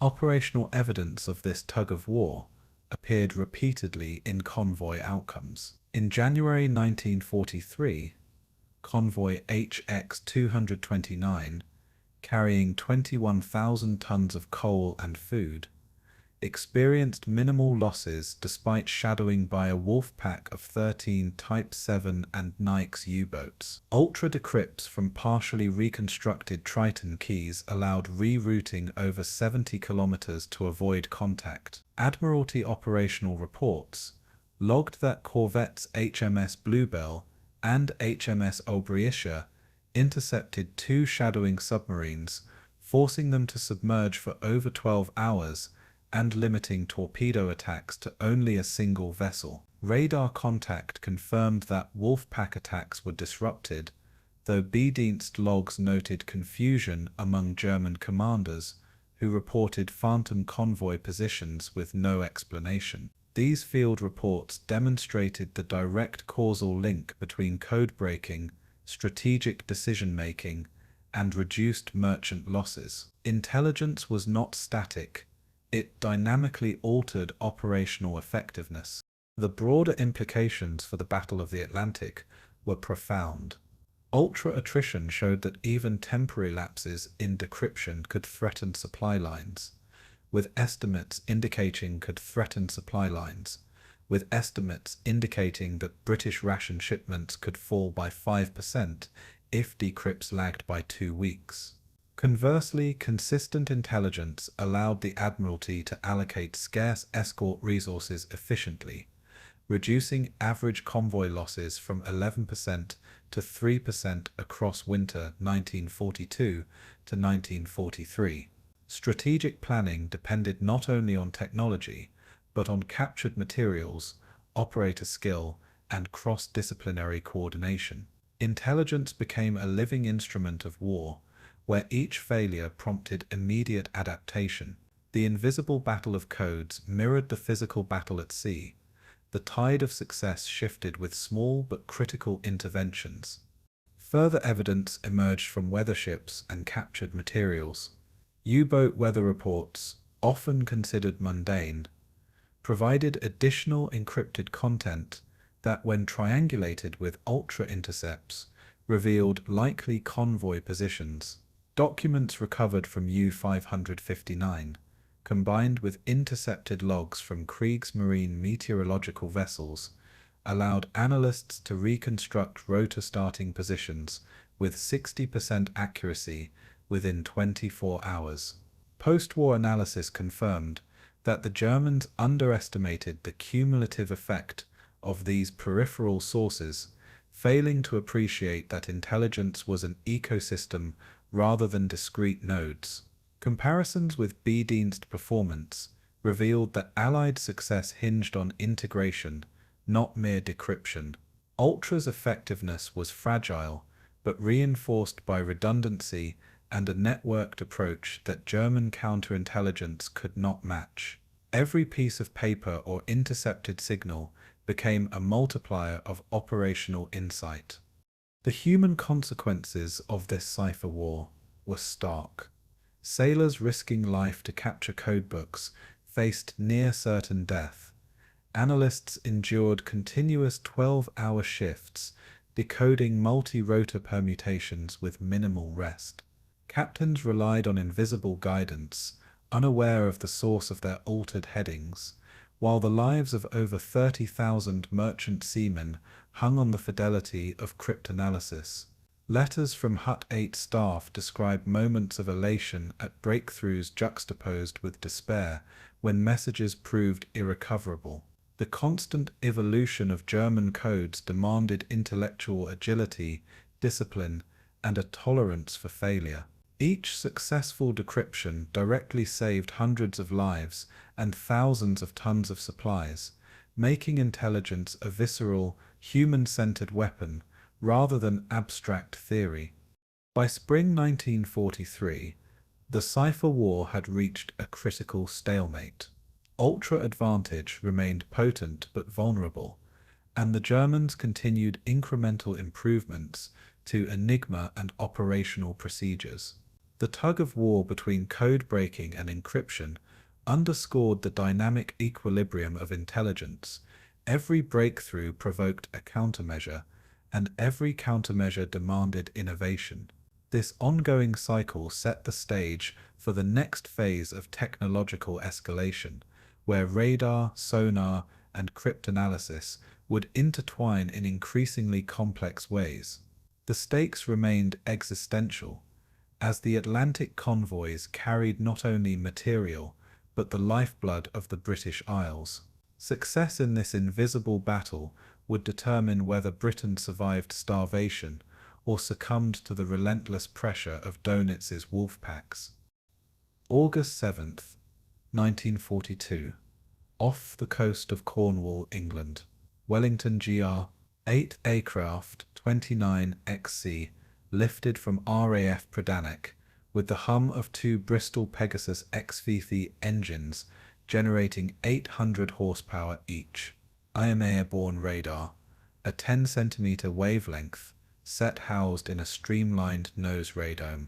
The night was moonless, waves crashing against the hulls of Convoy on 122, as U-boats prowled beneath, invisible and lethal.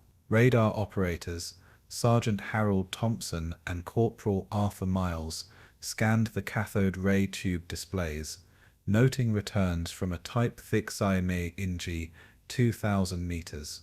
Crew lights were dimmed to preserve night vision, and charts from convoy escorts were transmitted via HF/DF signals. Each blip on the screen represented a potential kill or missed opportunity, the weight of which pressed on the shoulders of all 22 crew members. The mission was both reconnaissance and strike, pioneering a method to pierce the darkness that had long shielded the Kriegsmarine's predators. The technical mechanism of ASV-MK. I relied on pulse-modulated 10-centimeter radar, transmitted via a magnetron and received in a parabolic antenna assembly, capable of detecting surface contacts up to 6 kilometers in optimal conditions. Operators adjusted pulse repetition frequency to minimize sea clutter, while range calibration allowed estimation of both distance and bearing of submarines. Integration with Lee light technology, a 700 million candle power carbon arc lamp mounted beneath the aircraft, enabled visual confirmation and precision attack at ranges under 1 kilometer. Compared to the previous metric-based radar systems on Coastal Command Hudson's, which offered intermittent contacts limited by 50-centimeter wavelengths, ASV-MK, I represented a nearly 5-fold increase in resolution. The system, however, demanded constant coordination with convoy escorts, as miscommunication could result in accidental friendly fire. Reports from RAF Coastal Command Headquarters, Air Ministry File Air 2237s, documented that early missions increased submarine interdiction success from 0 to 15% at night. Technical sophistication alone was insufficient.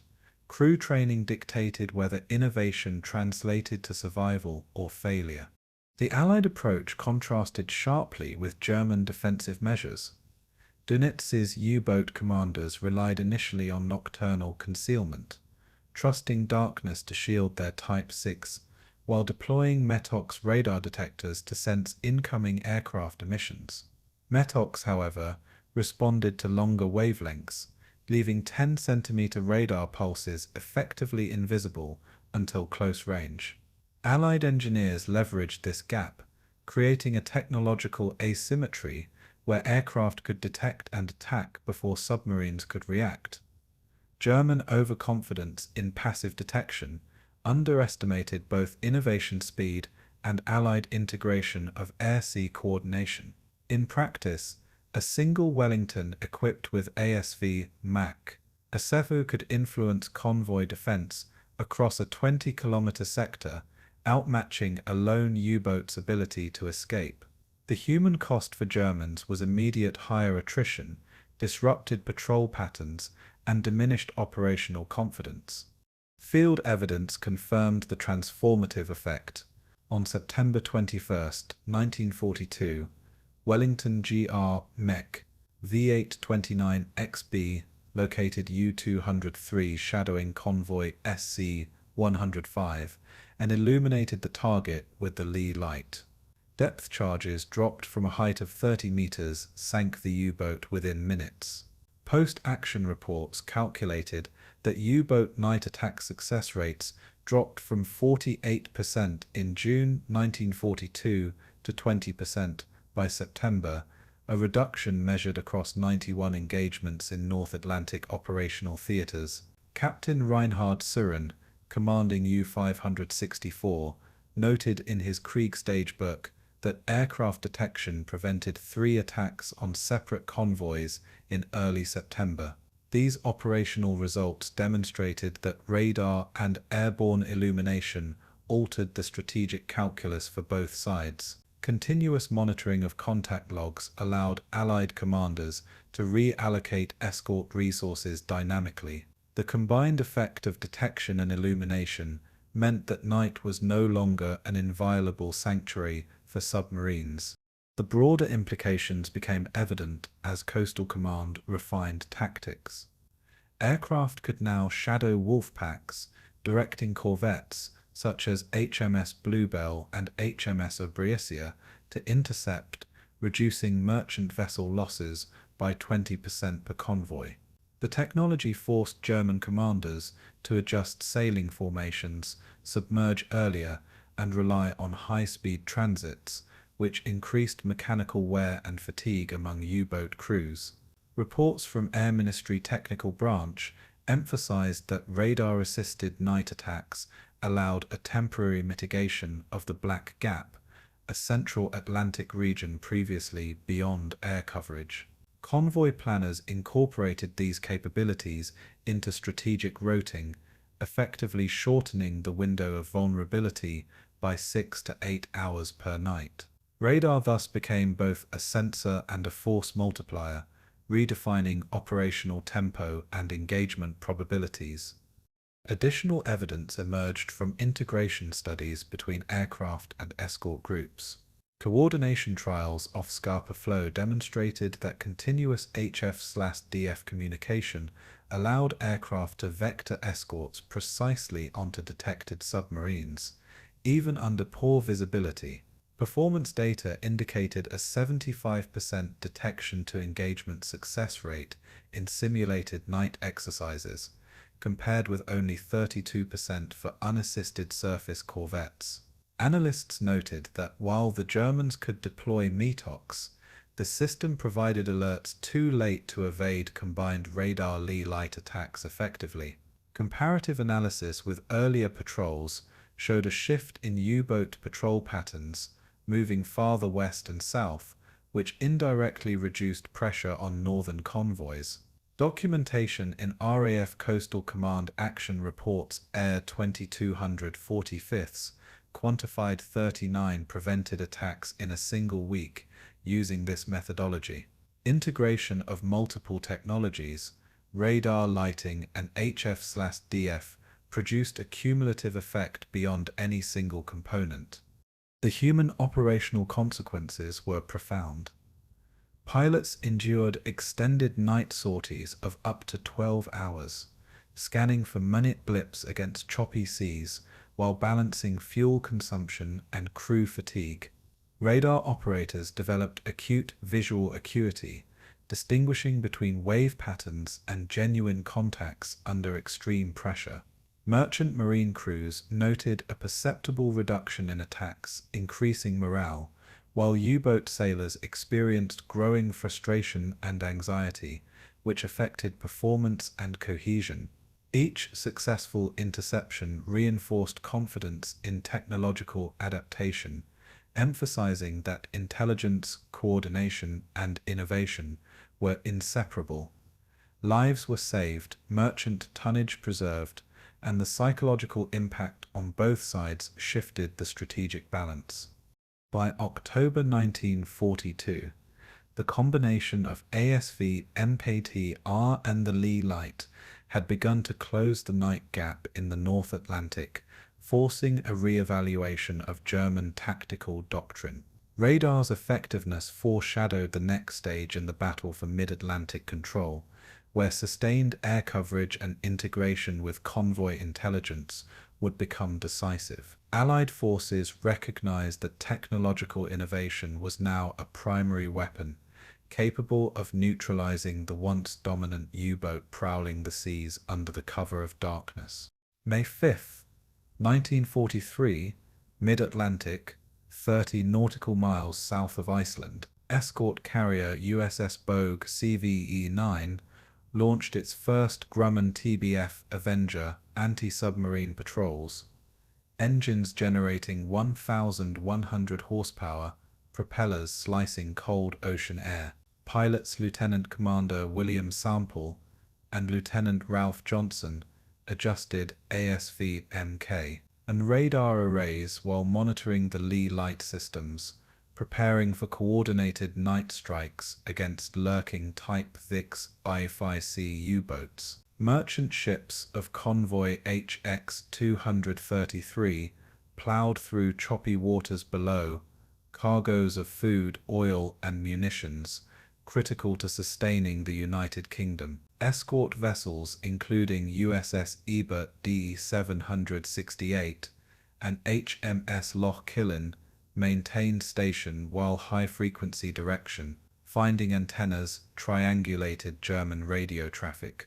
The combined US-British command structure ensured that no sector of the convoy route lacked aerial coverage for more than 30 minutes, closing the infamous Black Gap that had claimed hundreds of thousands of tons of merchant shipping. Every radar blip now represented a potential kill, and each launch set the stage for decisive engagement.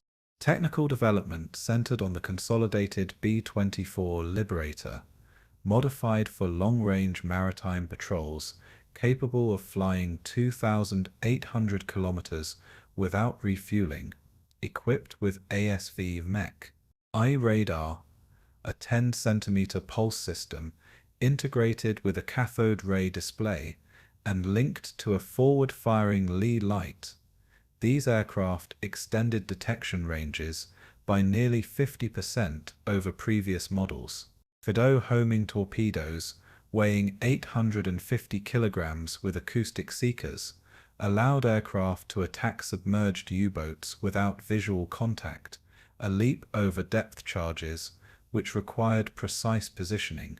Ultra-intelligence from Bletchley Park, routed through Western Approaches Command in Liverpool, provided convoy routing and approximate U-boat positions, enhancing the practical utility of the technology. HF/DF intercepts refined bearing estimations, allowing liberators to vector in from the optimal attack angle. Integration of these systems demanded precise timing and coordination, as radar operators, pilots, and escort commanders synchronized to maximize lethality while minimizing friendly fire risk.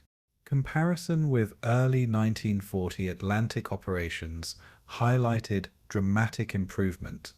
In 1940, merchant losses averaged 500,000 tons per month across the North Atlantic, with convoys frequently traversing the air gap unprotected. By May 1943, combined air patrols and carrier-based aircraft reduced monthly losses to under 50,000 tons, an order of magnitude improvement. German reliance on Wolfpack tactics had initially exploited the lack of continuous air coverage, allowing Type Vickers submarines to strike with impunity at night. In contrast, integrated US-British systems employed layered detection, rapid communication, and airborne strike capabilities, ensuring that U-boats were hunted rather than hunters. Field reports from USS Bogue's Squadron VS-27 indicated that 12 U-boats were damaged or sunk in coordinated operations during a single convoy crossing, a testament to operational integration. The human element, experienced pilots, radar operators, and escort commanders proved as critical as the machines themselves. Test results validated the new approach. On May 11, 1943, Avenger aircraft from USS Bogue, located U-569, shadowing HX-233 at a range of 2,700 meters using ASV Mach 3 radar. Ley light illumination allowed visual identification, and the crew deployed a single FIDO torpedo, which struck the target with acoustic homing precision, sinking the submarine within 5 minutes. Post-action reports documented that nighttime attack success for U-boats dropped from 48% in early 1942 to 12% in the first quarter of 1943. Convoy survival analysis revealed that vessels arriving at Liverpool intact increased from 65% in 1942 to 91% in 1943. These statistics were confirmed by Western Approach's operational reports, ADM 223/45, detailing both direct kills and disrupted patrols. The combination of airborne radar, intelligence, and precision munitions created a synergy previously unattainable in mid-Atlantic operations. Broader implications became increasingly evident to U.S. Navy planners.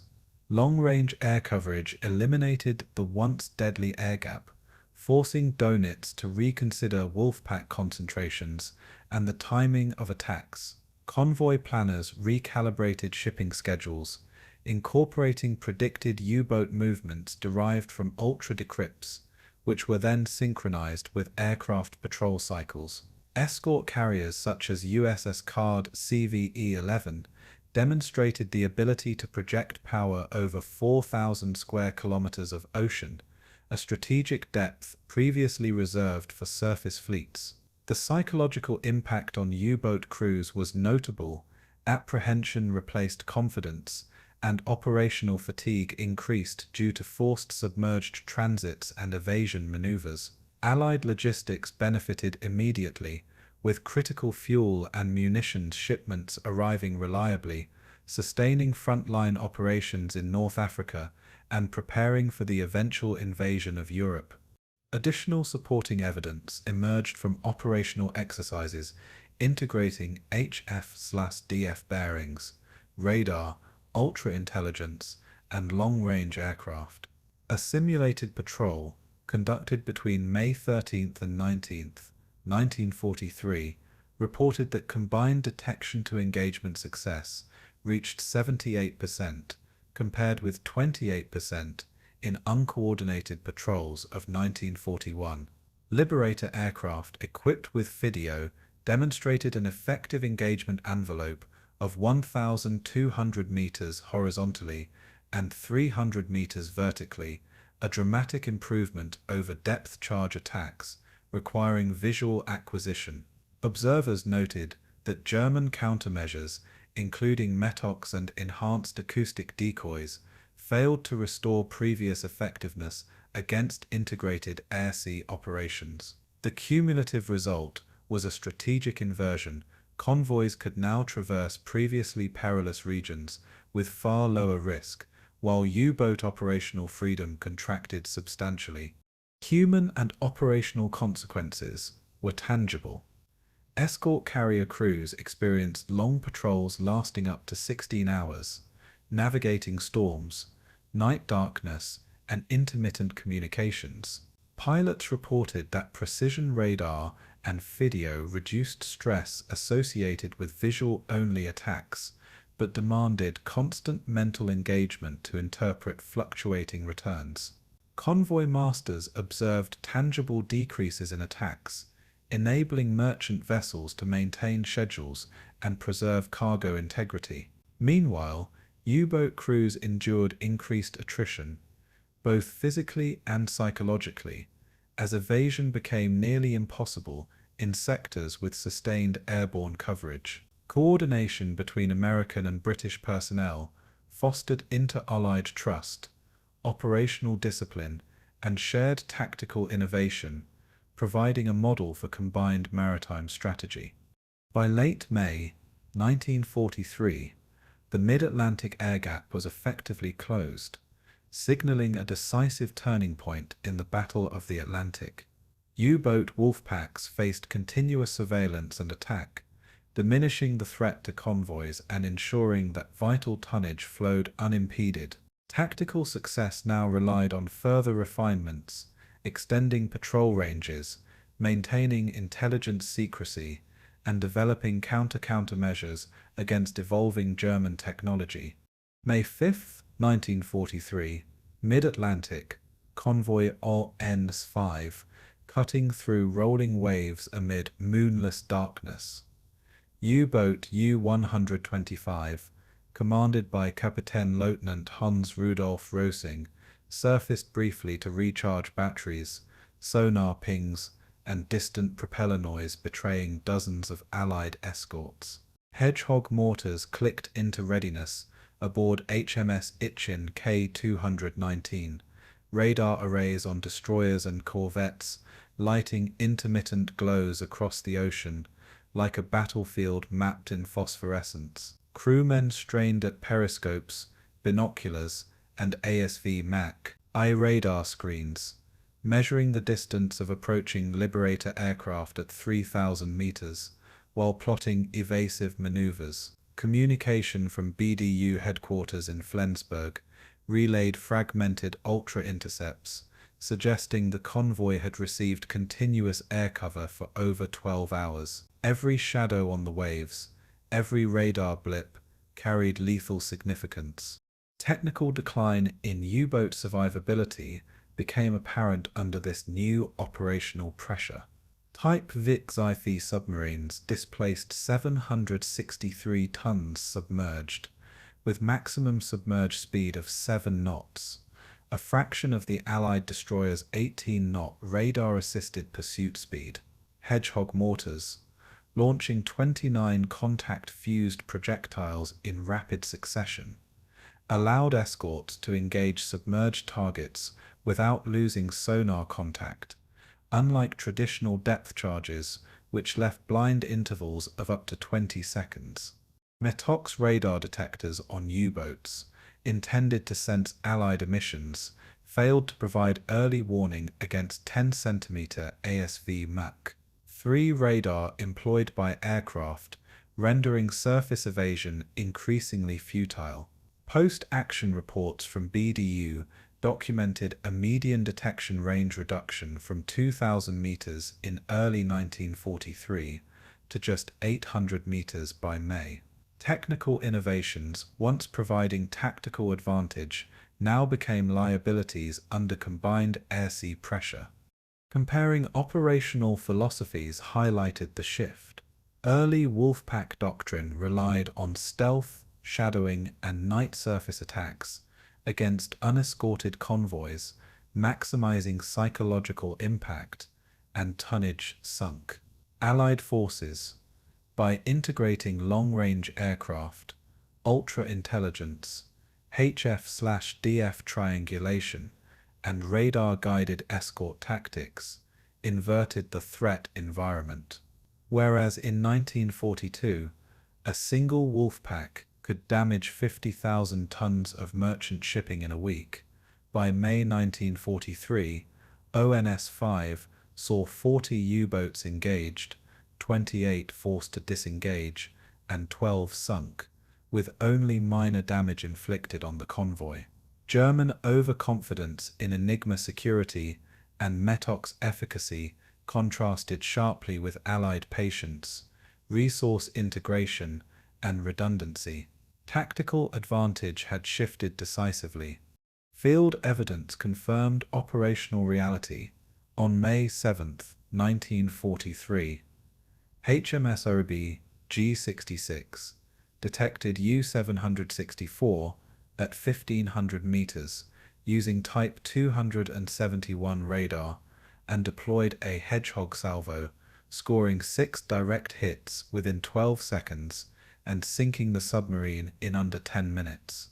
Deck logs noted that ASV Mech 3 equipped liberators patrolled continuously for 18 hours, illuminating U-532 with lee light, forcing submergence before attack initiation. BDU communications cited in Admiralty files ADM 223/49 recorded the loss of 40 U-boats in May alone, a catastrophic figure representing 20% of total operational strength.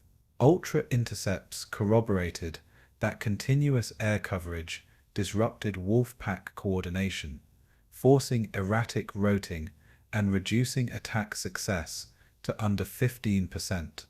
Broader implications emerged rapidly. Dönitz, confronted with unprecedented attrition, convened emergency staff meetings at BDU headquarters in Flensburg to reassess Wolfpack doctrine. Nighttime operations, previously relied upon to exploit convoy air gaps, were now high-risk engagements with diminishing returns. Merchant vessels survived crossings in greater numbers, cargo deliveries stabilized, and Allied morale soared, while U-boat crews faced increasing psychological strain. Command tension within BDU intensified as officers debated technological countermeasures against radar and airborne detection. Strategic patience and integration had forced a tactical stalemate, shifting initiative decisively to the Allies. Additional supporting evidence appeared in survivor accounts. U-569 second watch officer described exhaustion from repeated forced dives lasting over 5 hours, while engines overheated during emergency maneuvers. Crew logs recorded average submerged battery duration falling to 26 hours under continuous evasion, limiting both speed and operational flexibility. Allied records indicated that Hedgehog accuracy had risen from 32% in early 1943 to 65% by May, directly correlating with reduced U-boat confidence. Continuous coverage forced BDU to reconsider deployment patterns and stagger refueling schedules, further constraining tactical options. These operational pressures demonstrated that German technological countermeasures had failed to compensate for Allied innovations. Human consequences were stark. Morale collapsed as seasoned commanders witnessed the rapid loss of fellow submarines, with letters from Rosing noting that every dive could be the last. Operational discipline frayed as exhausted crews faced relentless detection and attack, eroding cohesion. The psychological burden compounded mechanical limitations as Type 6 reliability declined under repeated depth charge assaults and emergency maneuvers. Escort carrier crews, by contrast, maintained rigorous rotations, resting and rotating personnel while sustaining continuous pressure. Convoy survival fostered confidence among merchant captains, emphasizing that U-boat crews were now hunted rather than hunters. By the end of May 1943, the Atlantic Wolfpacks faced an existential crisis. The hunters had become the hunted, with technological superiority, intelligence integration, and relentless air-sea operations, forcing unprecedented U-boat attrition. Dönitz faced the dual challenge of rapidly deploying countermeasures, including the new Type XX-1 prototypes and electronic warfare initiatives, while sustaining morale and operational readiness. Autumn 1943.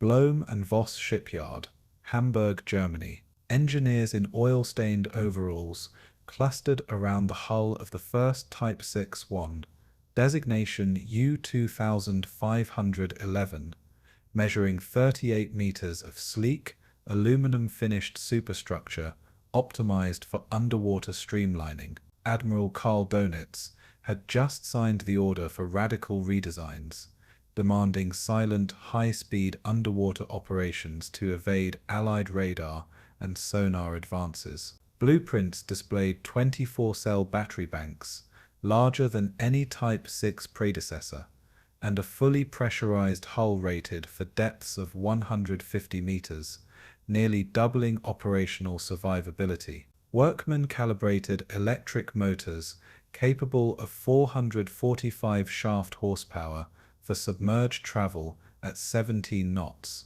a near doubling of Type 6 capability. Overhead, Allied bombers droned in reconnaissance sorties, forcing intermittent blackout lighting, while production schedules continued under air raid sirens. Every rivet, every motor bearing, was scrutinized for vibration that might betray the boat's position. Engineers photographed and annotated components, ensuring tolerances within ±1 millimeter. Technical innovation centered on hydrogen peroxide propulsion in experimental Type X7 units, which promised bursts of 20 knots underwater for up to 20 minutes without snorkel exposure. This closed-cycle system injected T-stop peroxide into a catalytic chamber, producing steam to drive a Walter turbine, propelling U-boats at unprecedented submerged speed. Allied sonar, operating in the 15 kHz band, could not reliably detect these fast, silent profiles, as documented in Kriegsmarine test reports, file Barch R 9012-44.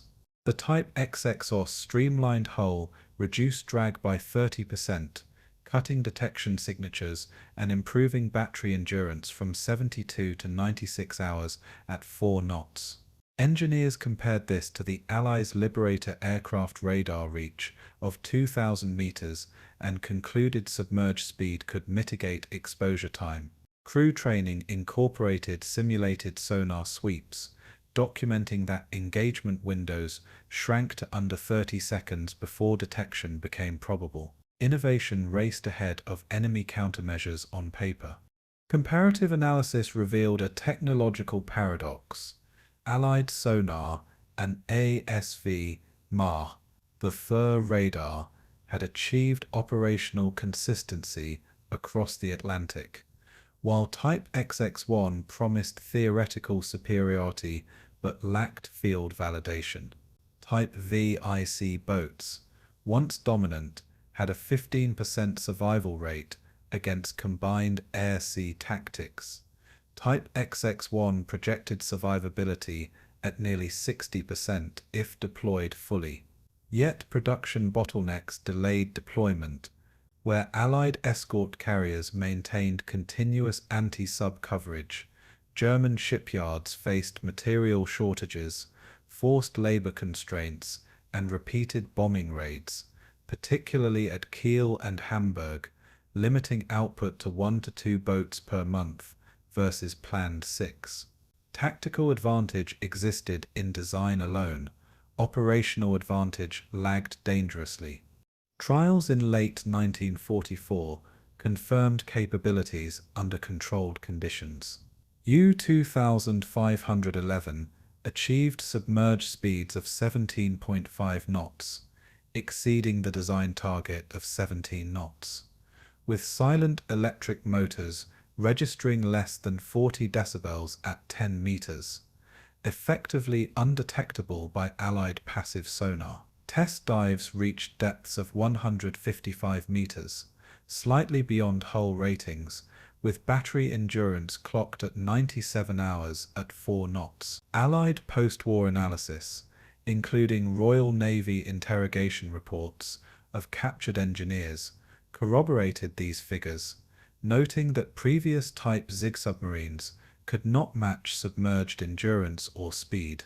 Yet production inconsistencies and sabotage delayed operational readiness, meaning these technological gains could not influence the ongoing Battle of the Atlantic. Strategic implications became clear despite operational lag.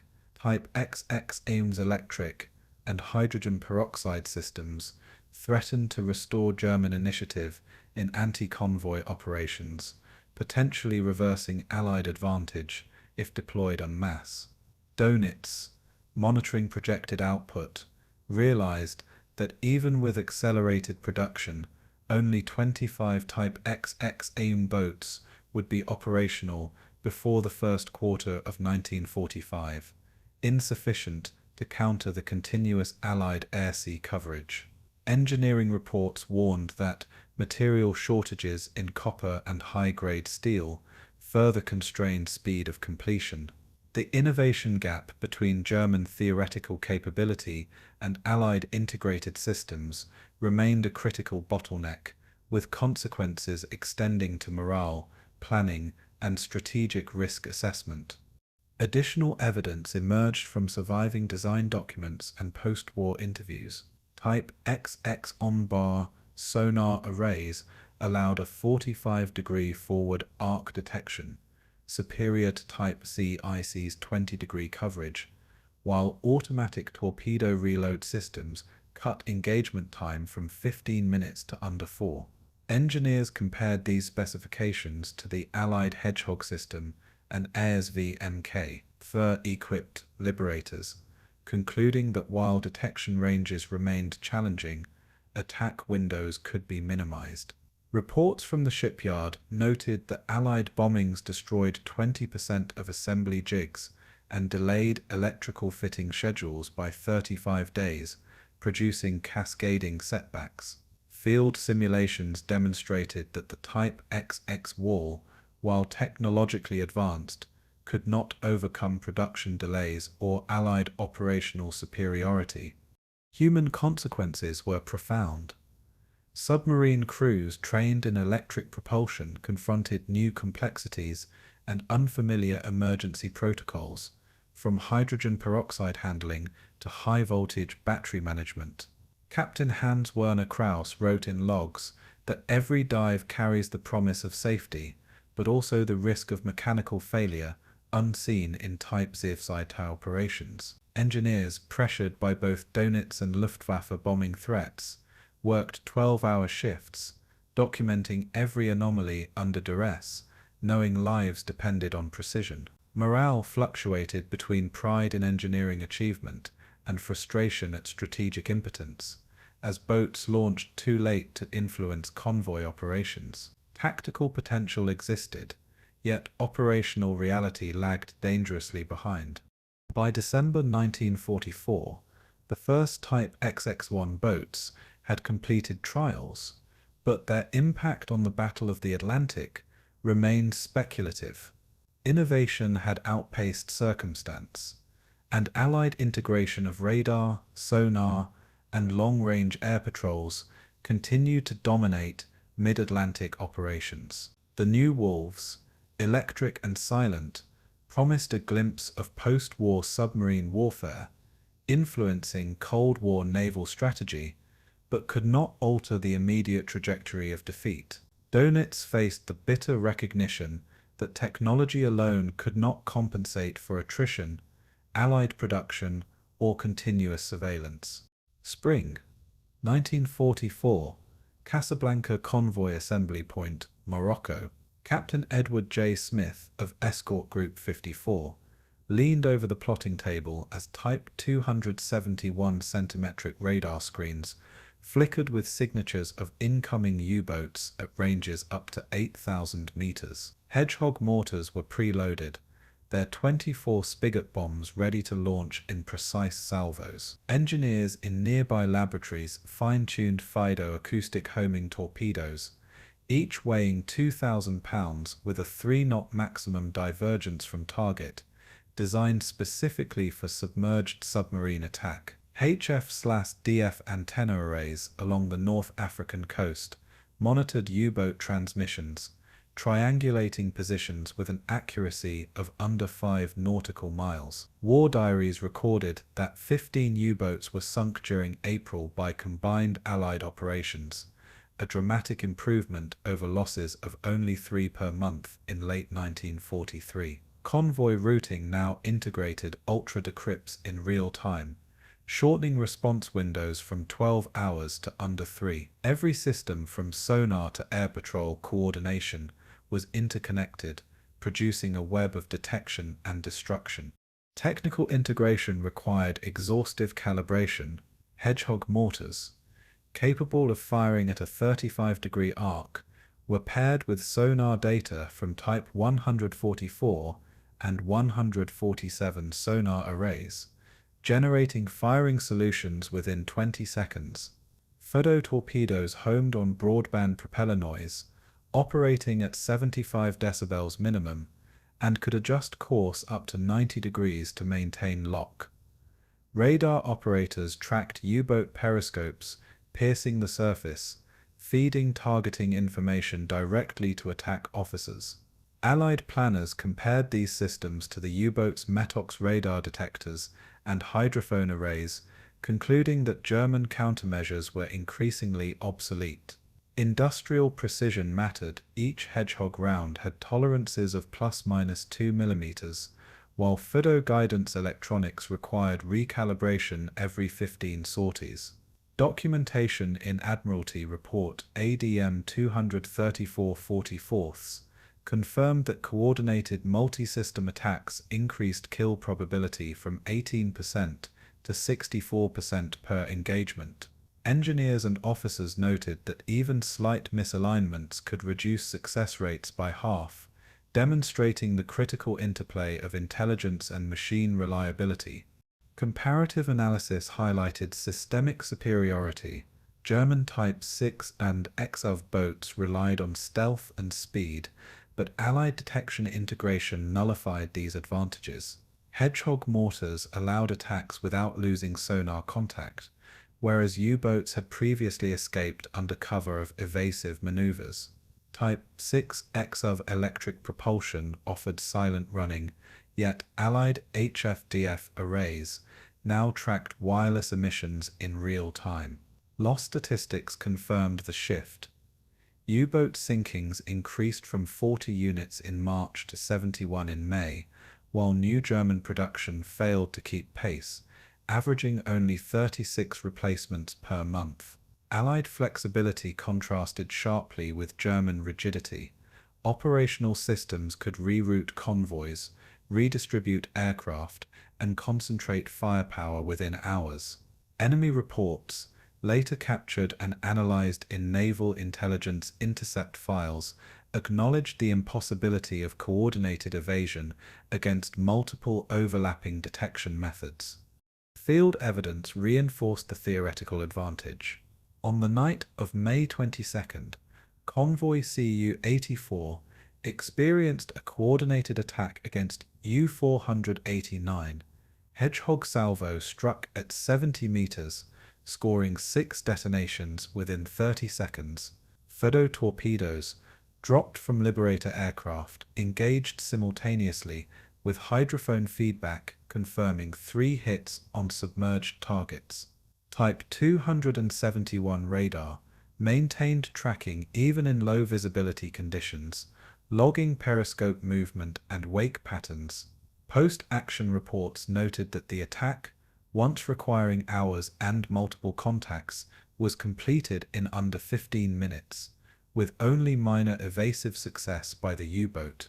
Combined kill probability exceeded 70%, confirming that integrated systems outperformed individual skill or luck. Engineers noted minor deviations in sonar calibration reduced effectiveness by under 10%, underscoring precision as decisive. The human element remained critical, but the machine network dictated outcome. Broader strategic implications emerged. Continuous convoy coverage from the Azores to the British Isles created a nearly impenetrable barrier, rendering Wolfpack tactics increasingly ineffective. Merchant ship losses dropped from 500,000 tons per month in late 1943 to under 50,000 tons by June 1944, a tenfold reduction. Industrial production of escorts, including 99 destroyer escorts at Bethlehem Steel and 300 Liberty-class ships, ensured sustained presence. Radar-equipped aircraft like the Liberator and Sunderland extended patrols into previously unmonitored mid-Atlantic zones, closing the Black Gap entirely.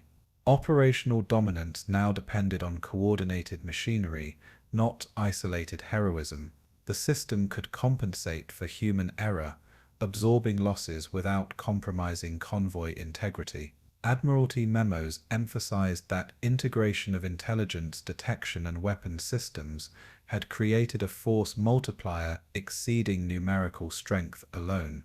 Additional supporting evidence came from engineering and operational documentation. Hedgehog firing solutions were validated against 37 test engagements, achieving a 78% hit rate under realistic conditions. Fido torpedoes demonstrated target homing accuracy of ±2 meters at deployment ranges up to 3,000 meters. Reports from Escort Group 52 noted that simultaneous radar and sonar inputs reduced engagement times by nearly 40% compared to previous independent operations. Comparisons with U-boat countermeasures revealed that even Type XX-1 silent-running submarines were vulnerable once surfaced or transmitting, nullifying theoretical advantages. Production scale amplified effect. U.S. shipyards delivered 72 escort carriers by September 1944, while German yards could barely produce 12 Type XX-1 boats in the same period. Documentation in ADM 245/44 highlighted the industrial technical synergy as decisive in the Atlantic theater. Human and operational consequences were profound. Commanders no longer relied on intuition alone, but on machine-assisted targeting and real-time intelligence. Officers reported a new psychological burden. Constant alerts, automated weaponry, and multi-system coordination required vigilance and training beyond conventional naval skill sets. Crew logs from HMS Bazley recorded that even experienced sonar operators felt disoriented by the pace of system integration, yet survival rates improved dramatically. Engineers documented procedural adjustments after every engagement, refining software for FEDO homing circuits and recalibrating HF/DF sensitivity. Morale rose with measurable results. 90% of convoys reached ports intact, compared to 45% 1 year prior. Machine efficiency reshaped naval hierarchy and decision-making, highlighting that victory depended as much on coordination and systems engineering as on human courage. By autumn 1944, the Atlantic battle had become mechanized. U-boat threats, though still present, were systematically reduced through integrated detection, weapons, and intelligence networks. The synthesis of industrial scale, technological precision, and real-time intelligence demonstrated that total war had evolved into a contest of systems rather than individuals.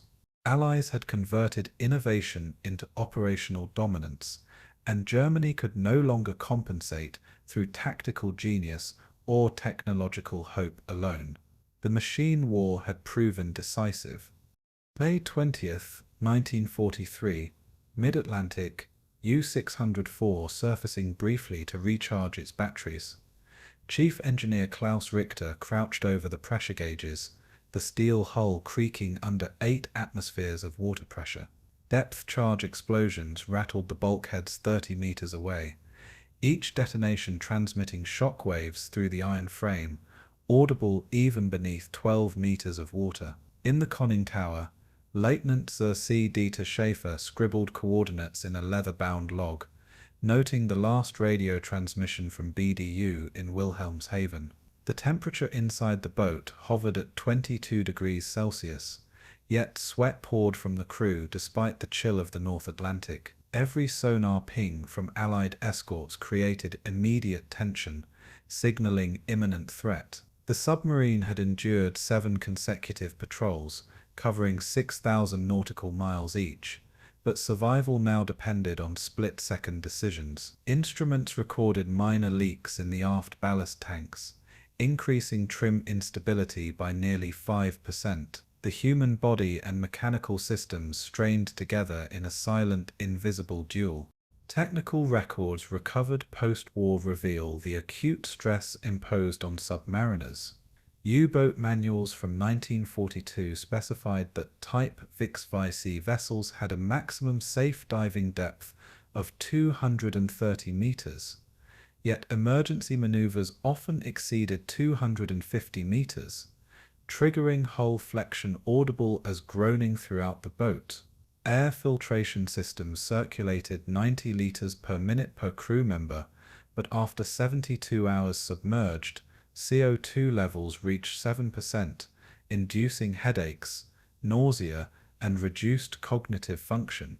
Allied sonar and radar, including Type 271 and HF/DF equipped destroyers, generated constant threat without visual confirmation, forcing crews into heightened vigilance around the clock. Diaries from U-604 indicate that minor errors, such as misjudged ballast adjustments, could provoke panic, particularly during night depth charge barrages. Psychological stress compounded by cramped quarters, 35 men in 68 cubic meters, led to cumulative exhaustion. Even minor mechanical failure could cascade into life-threatening scenarios, highlighting that survival was as much about endurance as skill. Comparing hunter and hunted, the contrast is stark. Allied escorts, operating destroyer escorts like HMS Affleck and US Bogue, had larger crews, automated sonar, and coordinated radar coverage, allowing periodic rest and rotation. U-boat crews lacked redundancy. A single sonar contact could trigger hours of tension, with no ability to evade beyond 20 knots submerged speed. Morale, measured through post-war interviews and war diaries, averaged 45% optimism aboard U-boats versus 80% confidence among escort crews after mid-Atlantic coverage became near-continuous. Technical superiority of Allied systems shifted the balance. Type XXORIT-1, silent propulsion, was still vulnerable to hedgehog attacks, while HF/DF intercepts nullified strategic surprise. BDU reports noted that U-boat captains increasingly hesitated before engagement, aware that detection almost guaranteed counterattack. Psychological strain eroded initiative, contrasting sharply with methodical and coordinated operations of hunter crews. The disparity demonstrates that technological supremacy directly influenced human behavior and decision-making under stress. Field evidence from Convoy ONS-5 in May 1943 corroborates these conclusions. 14 U-boats were destroyed in 12 days, with the remainder either retreating or suffering damage exceeding 25% of operational systems.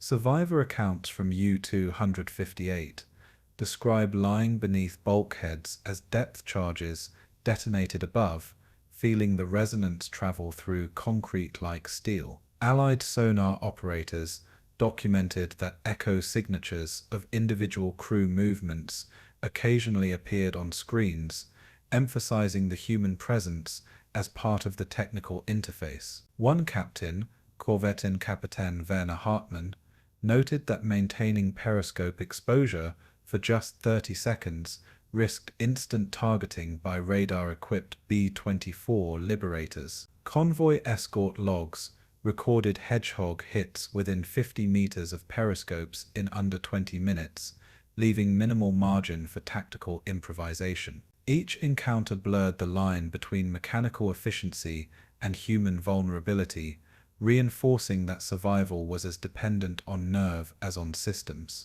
Broader implications extend beyond the tactical battlefield. 30,000 of 40,000 U-boat sailors perished, representing 75% of the service, a catastrophic human cost dwarfing most other naval branches. Psychological stress left enduring scars. Diaries recovered from U-758 show recurring nightmares of sonar pings and explosions decades after the war. Operational reports from Escort Group 52 highlight that while tactical success rates approached 80% for convoy protection, crews expressed unease at the impersonal nature of killing unseen enemies. The moral distance created by acoustic and electronic warfare separated decision from consequence, forcing reflection on what constituted ethical engagement. Comparisons with surface naval battles reveal that underwater conflict produced uniquely pervasive fear, with sustained anxiety affecting both strategic choices and daily operations. Psychological endurance became a secondary metric of combat effectiveness. Additional evidence underscores the cumulative human impact. Interviews with surviving Royal Navy sonar operators reveal that listening posts often transmitted the sounds of panicked men echoing through U-boat hulls, leaving crews shaken despite procedural successes. Medical logs indicate sleep deprivation averaged 56 hours per patrol among Type Psych crews, with CO2 exposure frequently exceeding safe limits by 2%. Allied after-action reports detail that automated systems like Hedgehog and Fido reduced engagement times from several hours to under 30 minutes, intensifying stress for U-boat crews. The contrast between the technological calm of the hunter and the claustrophobic tension of the hunted created a moral paradox, raising questions of responsibility and empathy within mechanical war. Statistical records confirm that despite technical competence, human cost remained disproportionate, and casualty replacement could never compensate for the psychological toll. Human consequences extended to operational decision-making. Captains faced impossible trade-offs between speed, stealth, and survival, often foregoing tactical advantage to preserve life. Survivor testimony from U-303 recounts hours spent immobilized in the dark, listening to depth-charge detonations and echoing screams of adjacent boats, illustrating moral weight alongside technical threat. Officers' logs reflect heightened caution, with patrols shortened or rerouted, based on intuition shaped by fear rather than intelligence. Even minor mechanical errors triggered chain reactions of anxiety, reducing effectiveness and increasing vulnerability. Interviews post-war indicate that nearly 60% of surviving U-boat veterans suffered chronic post-traumatic stress symptoms, demonstrating the enduring intersection of human physiology, psychology, and combat systems. The Atlantic had become a theater where human endurance was tested against relentless, invisible machinery. By summer 1944, the lesson was clear. Technological supremacy alone could not erase human cost. U-boat service, though mechanized and strategically integrated, exacted a psychological toll that statistics could not convey. The silent war beneath the waves left behind a population of survivors haunted by memory and loss, while Allied crews balanced the efficiency of automated systems with the moral weight of unseen destruction. The narrative now shifts toward post-war reckoning, where societies would confront the ethical and psychological consequences of industrialized warfare. Machines won the ocean, but men bore the scars. May 8th, 1945, North Sea approaches near Wilhelmshaven. The grey hull of U-245 cut through glassy waters as its crew read the official surrender order from Admiral Karl Dönitz. Captain Heinrich Müller, hands trembling, traced the signature on the document bearing the Reichskriegsflagge, noting that BDU directives now commanded all 71 operational U-boats to surface and sail for Allied ports. The radio crackled with coded acknowledgements from U-977 and U-530, vessels already charting courses toward Argentina under clandestine instructions, evading immediate capture.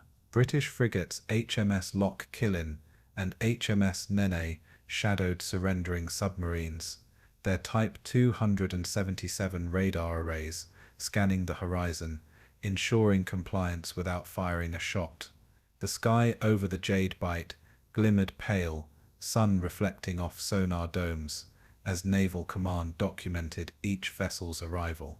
Tension hung in the air despite the cessation of hostilities, measured in knots and pressure readings, as engines throttled to minimal RPM. Technical logs confirmed diesel reserves at 40% capacity, sufficient for transit but limiting further patrols. Crew morale was paradoxical. Relief intermingled with uncertainty, fear of reprisal balanced against hope for survival. The logistics of Operation Pledge demanded precise coordination. Each U-boat from Type Zwickau to the newly completed Type X1 was assigned a designated escort, with British naval planners calculating fuel consumption, ballast adjustments, and safe navigation through minefields. Radar, HF/DF arrays, and sonar systems ensured convoys avoided accidental collisions while maintaining the appearance of control. U-245's navigation logs indicated surface speed maintained at 9 knots, submerged capabilities restricted to emergency maneuvers under 6 knots, preventing hull stress. Allied planners cross-referenced each boat's displacement from 767 tons surface to 875 tons submerged, against port berths at Lisa Halley and Portland. Documentation, including Admiralty Operation Orders OP 1359/45, emphasized chain of command integrity to avoid mutiny or confusion during surrender. Engineers calculated that maintaining diesel at 40% meant each engine would last 60 hours under continuous monitoring, a safeguard against mechanical failure during the final transit. Comparing early 1939 fears to May 1945 realities reveals dramatic contrasts. British Admiralty reports had projected potential monthly losses of 600,000 tons if U-boats achieved unrestricted range, a scenario nearly realized in 1841. By surrender, Allied convoy protection systems, including long-range Liberator aircraft and escort carriers USS Bogue and HMS Avenger, had reduced average losses to under 50,000 tons per month. U-boat effectiveness dropped from 56% of attacks, resulting in sinkings in 1941, to less than 7% by spring 1945. The Hunter had become hunted. Allied technological integration of Hedgehog Fido torpedoes and improved Type 271 radar rendered U-boats increasingly impotent. The difference is stark. German morale collapsed under relentless pressure, whereas Allied crews operated coordinated hunts with relative safety. Strategic outcomes confirmed that sustained industrial and intelligence superiority decisively tipped the scales. Victory was not sudden, it was incremental, cumulative, and exhausting. Field evidence from surrendering U-boats underscores operational realities. HMS Lochillin's logs recorded 9 Type 6 submarines escorted into port between May 8th and May 12th, all maintaining hull integrity but showing minor mechanical wear from extended patrols. U-977's diary entries describe maintaining diesel trim within 2% tolerance for 36 continuous hours, while lookout rotations were shortened to 15 minutes to conserve energy. Allied sonar operators monitored submersible activity and confirmed surface compliance, noting that even silent engines of Type 6-1 vessels produced detectable acoustic signatures under 6 knots. Reports from Commander Frederick Thornton, posted at Lee Saheli, indicate that 71 boats surrendered without incident, a testament to meticulous coordination. Engineers noted propeller shafts maintained a vibration margin within 5 mm to prevent cavitation detectable by Allied hydrophones. Convoy logs show 0 collisions, minimal navigational errors, and consistent fuel usage, confirming that meticulous planning prevented operational chaos. Broader implications extend beyond immediate military success. Britain's survival allowed the continuation of strategic bombing campaigns and the planning of Operation Overlord, ensuring D-Day's execution without compromise to logistics or naval protection. Documents from the Admiralty, including the May 8th Situation Report, quantify the cumulative impact. U-boat sinkings totaled 628 vessels in 1945 alone, while only 71 remained operational, effectively nullifying German underwater threat. The psychological weight of surrender reflected in crew diaries and post-war interviews demonstrates that victory exacted a cost measured in human exhaustion rather than celebratory triumph. Technical mastery could not erase the fatigue accumulated by crews who had operated continuously in extreme conditions. Operationally, the war demonstrated that integration of intelligence, technology, and industrial output created systemic dominance. Additional evidence highlights the persistence of uncertainty. U-530 and U-977's covert voyages to Mar del Plata exemplify residual autonomy within the surrender order, indicating that not all crews interpreted compliance uniformly. Fuel rationing, engine logs, and ballast adjustments maintained strict operational envelopes to avoid interception. Allied naval intelligence, cross-referencing ultra-decrypts and HF/DF signals, tracked these deviations with high-resolution Type 277 radar and signal triangulation.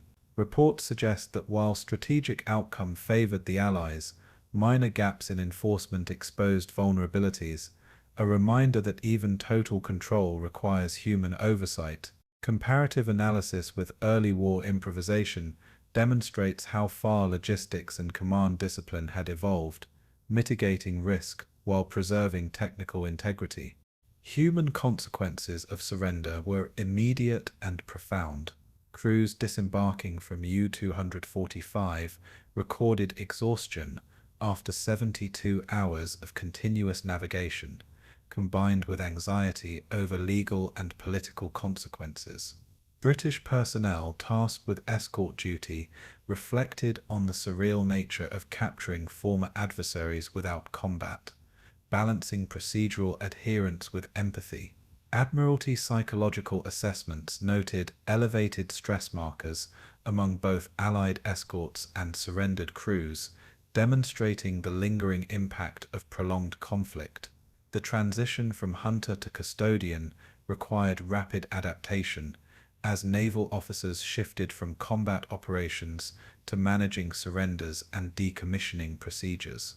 Diaries from HMS Nairn's crew describe an uneasy quiet as submarines entered port, punctuated by mechanical checks and formal reporting sequences. By May 15, 1945, the Atlantic War had ended, but its lessons endured. Victory was measured, not in spectacular battles, but in cumulative mastery of technology, logistics, and coordination. Surrendered U-boats represented both the end of a tactical threat and a symbolic closure for industrialized warfare beneath the waves. The narrative now transitions to post-war legacy, exploring how these technological and operational insights shaped submarine development, naval strategy, and the ethical considerations of invisible conflict. The Cost of Victory was written in exhausted crews, damaged machinery, and the persistent echo of sonar pings across an ocean that had finally become quiet. Humanity and systems, intertwined and exhausted, had won the day. January 4th, 1946, Portsmouth Naval Shipyard, New Hampshire. U.S. Navy engineers rolled the captured Type XXX-1 U-2513 onto the graving dock, its sleek hull glinting under fluorescent lights as technicians measured every hydroplane, rudder, and propulsion shaft. Turner recorded the displacement at 1,687 tons submerged, noting the streamlined shape that allowed a submerged speed of 17 knots, unmatched by contemporary Allied submarines. Blueprints were meticulously photographed, annotations made on propulsion lines, and crew quarters were examined for acoustic dampening modifications. The goal was clear: extract lessons from German innovation to preempt future threats. Navy documents, including Technical Memorandum N-124-46, detailed sonar reflection tests, hull stress analysis, and battery endurance trials, providing a framework for post-war research.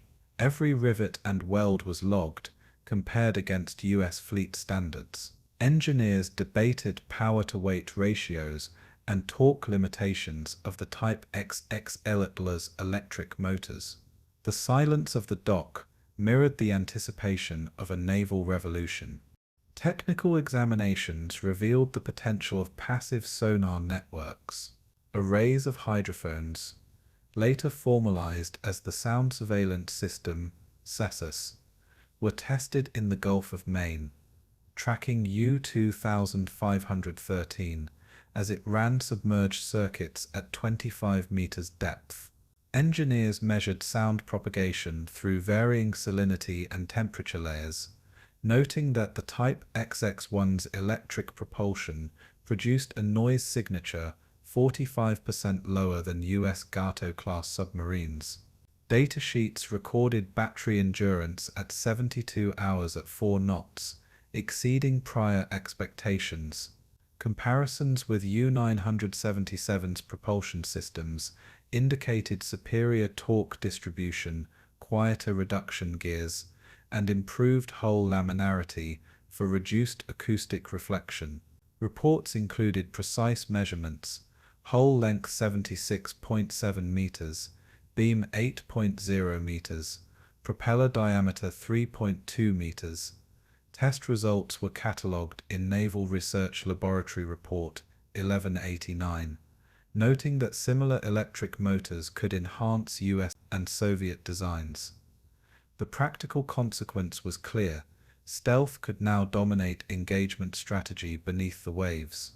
Comparing Cold War concepts to Second World War Wolfpacks demonstrates a stark strategic shift. Whereas 1943 U-boats relied on coordinated surface attacks using periscopes and torpedoes, post-war ballistic missile submarines operated independently beneath thermoclines, using passive sonar to avoid detection entirely. Allied SOSUS lines, comprising over 2,000 hydrophones at 20-kilometer intervals, offered coverage across the North Atlantic and Caribbean, a network far exceeding wartime radar patrols. Nuclear-powered vessels, exemplified by USS Nautilus SSN 571, could remain submerged for months, eliminating vulnerability windows that U-boat commanders faced. The contrast highlighted operational doctrine. Wartime tactics emphasized attrition and convoys, while Cold War strategies prioritized deterrence and continuous stealth. Distant observation replaced direct engagement. Strategic flexibility increased, but human oversight remained crucial. The era of total undersea war was becoming automated yet psychologically detached. Field trials confirmed theoretical advantages. U-2513 completed submerged endurance tests of 72 hours at 4 knots and surface trials at 17 knots over 60 nautical miles, demonstrating propulsion reliability. Sail-Sue's monitoring stations in Bermuda and Argentia logged its acoustic signature, capturing detailed frequency spectra for engineering analysis.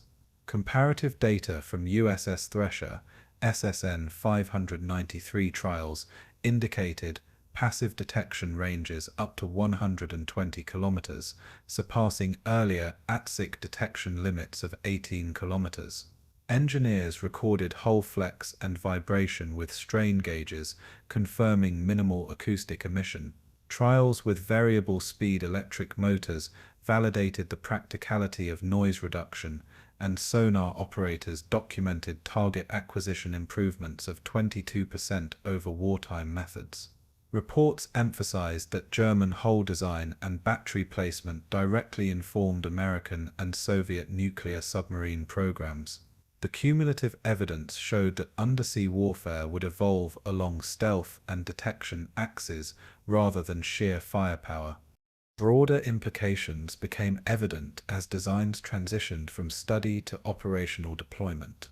Naval intelligence predicted that autonomous patrols using ballistic missile submarines could deter aggression without direct engagement, an evolution of convoy protection principles refined during the Battle of the Atlantic. Technical manuals indicated that strategic deterrence would now rely on continuous monitoring, predictive maintenance, and automated target tracking, building directly upon lessons from FIDO torpedo integration and Hedgehog depth charge coordination.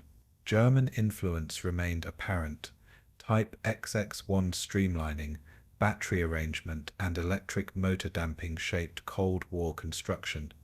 Analysis of submarine displacement, submerged endurance, and acoustic signature informed the prioritization of nuclear propulsion over diesel-electric hybrids. Allied dominance was no longer solely measured by tonnage sunk but by ability to remain undetected while threatening global targets. Additional supporting evidence emerged from Soviet evaluations of captured Type XX1 units, including U-3008, transferred from Kiel to Leningrad in 1946. Soviet engineers documented hull modifications, electric propulsion, and snorkel integration, creating blueprints for the Whiskey and Zulu-class submarines. Acoustic tests mirrored US SOS's trials, confirming electric propulsion reduced detectable sound by approximately 40%. Documentation from the Leningrad Naval Academy emphasized battery endurance, hydrodynamic laminarity, and torque distribution, directly paralleling US findings. Analysts compared German designs with the earlier U-boat Wolfpack doctrine, noting that stealth and endurance had become the decisive factors. The practical outcome was rapid adoption of electric motor principles in both navies, signaling a technological acceleration inspired entirely by prior wartime experience. Human and operational consequences were profound. Crews trained on Type XX1 hulls reported lower fatigue due to quieter operations and improved living spaces, directly contrasting cramped, noisy wartime U-boats. Officers emphasized the psychological advantage of prolonged undetected patrols, noting that strategic patience replaced immediate aggression. Reports to the U.S. Navy from the Portsmouth Naval Shipyard highlighted improvements in morale, endurance, and operational discipline, demonstrating that technical superiority translated into human effectiveness. Soviet training mirrored these lessons, though cultural and doctrinal differences influenced interpretation. The Cold War submarine war, emerging from these experiments, was as much a contest of endurance and observation as of weapon systems. The silent revolution beneath the waves reshaped naval culture and strategy. By 1960, the foundations of modern undersea warfare were firmly established. Captured German technology, analyzed and integrated with Allied experience, had spawned nuclear-powered fleets, sophisticated sonar networks, and autonomous deterrent strategies. The legacy of the Battle of the Atlantic persisted in every hull, hydrophone, and navigation log, illustrating that the fight had not ended but transformed. Lessons learned beneath the waves informed doctrine, engineering, and strategic planning, leaving nations to ponder whether victory had concluded or merely begun a new invisible conflict under ice and ocean. Ethical, tactical, and technological consequences converged, preparing the stage for post-war reinterpretation and the enduring mystery of silent hunters patrolling unseen. The era of the Wolfpack evolved into the age of the Ghost Fleet. March 17, 1965, Naval Facility Dam Neck, Virginia. SOSUS operators monitored the cathode ray displays of hydrophone arrays deployed across the Atlantic floor, each transducer spaced 20 kilometers apart, and recording sound frequencies from 5 Hz to 10,000 Hz. Lieutenant Commander James R. Halloway traced a signature resembling a diesel-electric submarine, logging a depth of 90 meters and a speed of 12 knots, only to later identify the source as a fin whale migrating north. Cable signals transmitted through the eastern seaboard to Naval Ocean Systems Center in San Diego were continuously analyzed by computers running IBM 7090 processors, capable of correlating acoustic signatures across multiple sensors. The lineage of this network stretched directly back to Western Approach's command's wartime coordination, transforming lessons from convoy protection into permanent ocean surveillance. Reports included precise documentation of ambient noise levels, hydrophone sensitivity of -150 decibels, and propagation velocity of 1,480 meters per second at 30 meters depth. Operators annotated every anomaly, preparing it for evaluation by the Undersea Surveillance Branch. The ocean itself had become a sensor-laden battlefield. Technical analysis revealed the scale and sensitivity of SOSUS arrays. Each linear array, up to 40 kilometers long, included 60 hydrophones, individually calibrated to detect tonal signatures of submarines up to 6,000 meters away. Signals passed through analog filters, isolating frequencies between 50 and 6,000 Hz, then digitized for computer correlation. This system allowed detection of nuclear-powered Soviet Victor-class submarines operating at 30 knots, whose acoustic signature was previously undetectable by World War II Nirisadike. Naval research documents, including NUSC Report 1124, emphasized the improvement in detection probability, noting an increase from 25% to 78% across the North Atlantic approaches. Operators studied beamforming techniques, enabling triangulation with accuracy within 3 kilometers. Practical outcomes included automated alerts, reduction in operator fatigue, and the ability to conduct continuous monitoring without deploying surface escorts. Comparing this system to wartime intelligence methods illustrates the technological leap. During World War II, Enigma decrypts and HF/DF radio Intercepts provided situational awareness, but required human interpretation and were limited by transmission speed. SUS, by contrast, automated detection and spatial tracking across thousands of square kilometers, offering near real-time situational awareness of undersea movements. Allied networks could identify a submarine's class, speed, and heading, whereas wartime systems often provided only convoy approach warnings. The practical effect was strategic. NATO commanders could deploy hunter-killer groups in advance, rather than reactively, and deterrence became invisible, but omnipresent. Analysts emphasized that the combination of data integration, long-range hydroacoustic arrays, and high-speed processing rendered conventional submarine stealth tactics partially obsolete. Field tests confirmed the system's reliability and highlighted its limitations. In May 1967, N.F. Whidbey Island operators logged a signature initially attributed to a Soviet November-class submarine at 200 meters depth, 55 kilometers offshore. Beamforming analysis and corroboration with acoustic propagation models revealed a group of migrating fin whales instead. Despite these false positives, detection of a Soviet Charlie-class submarine 3 weeks later, at a depth of 120 meters and traveling at 18 knots, validated system sensitivity. Each hydrophone produced voltage outputs accurate to plus or minus 1 millivolt, and inter-array timing accuracy allowed triangulation within 2 kilometers.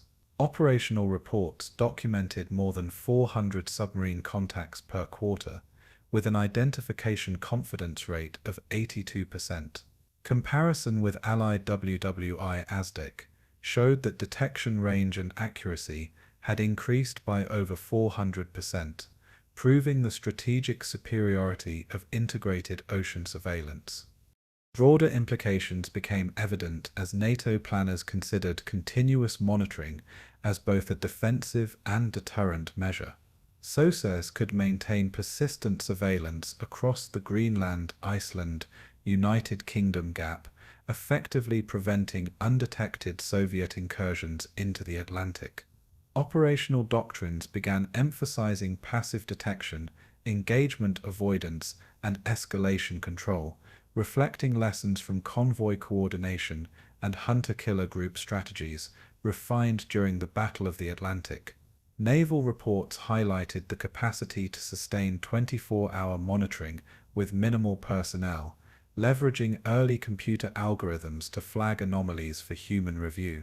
Technical documentation noted hydrophone self-noise of -120 decibels, signal-to-noise improvements of 30% over earlier arrays, and real-time data integration via undersea repeaters every 20 kilometers. The ocean became simultaneously monitored, mapped, and controlled. Additional supporting evidence emerged from UK-US cooperation. The combined NATO undersea network integrated British Admiralty Hydrographic Office arrays with US SOS lines, mirroring WW2 coordination between Western Approaches Command and transatlantic escorts. Documents, including ADM 267s, noted standardized signal processing protocols, shared hydrophone calibration data, and synchronized reporting schedules. The partnership allowed acoustic tracking of Soviet submarines across the North Atlantic in near real time, demonstrating operational lineage from wartime convoy defense to Cold War strategic surveillance.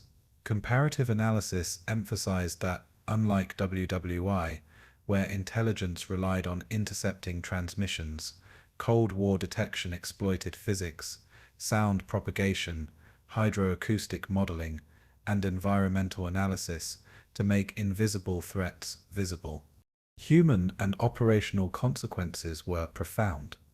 Operators worked in shifts of 6 hours on monitors, listening for faint tonal variations, logging over 15,000 contacts per year at NF Cape Cod alone. Misidentifications, like whale signatures, created stress and demanded constant recalibration of judgment. Yet the confidence in early warning reshaped naval strategy, allowing decision-makers to deploy anti-submarine assets preemptively while minimizing direct confrontation. Reports noted fatigue, attention lapses, and psychological strain as operators adapted to the unceasing flow of acoustic data, reflecting a moral and operational paradox. Vigilance ensured security, but exacted human cost. The invisible shield became both protective and oppressive. By the mid-70s, NATO's global undersea network had solidified as a permanent fixture, with more than 6,000 kilometers of hydrophone arrays spanning key choke points. Lessons drawn from World War II convoy tactics, Enigma intelligence, and early SOSIS experiments had converged into an architecture of continuous surveillance. While technically successful, planners confronted the ethical question: had oceans become a battlefield permanently, and was perpetual monitoring a true victory or a latent burden? Reports to the North Atlantic Council suggested a balance of deterrence and operational risk, emphasizing that the invisible shield had transformed strategy, policy, and human experience beneath the waves. The silent legacy of Allied ASW now dominated Cold War naval doctrine, setting the stage for debates over technology, morality, and the cost of constant vigilance. Autumn 10th, 1968, Naval Station Norfolk, Virginia.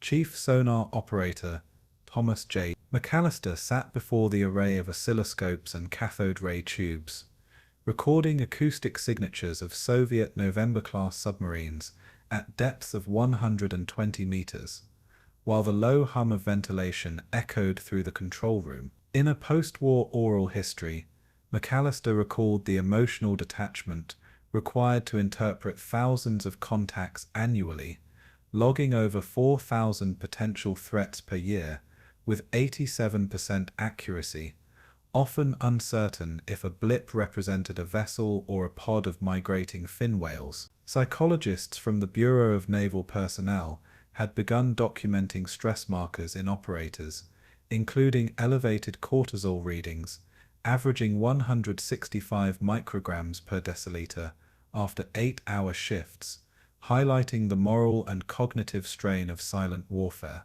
These studies, filed in Report NPS-PT 701024, drew a direct line from World War II convoy duty to Cold War sonar vigilance. Each contact was a potential life-or-death decision made at a distance of hundreds of kilometers, mediated through technology. Operators annotated their logs meticulously, recording frequency ranges between 50 Hz and 6,000 Hz, and signal-to-noise ratios averaging 35 decibels. Memory, they discovered, became both a tool and a burden.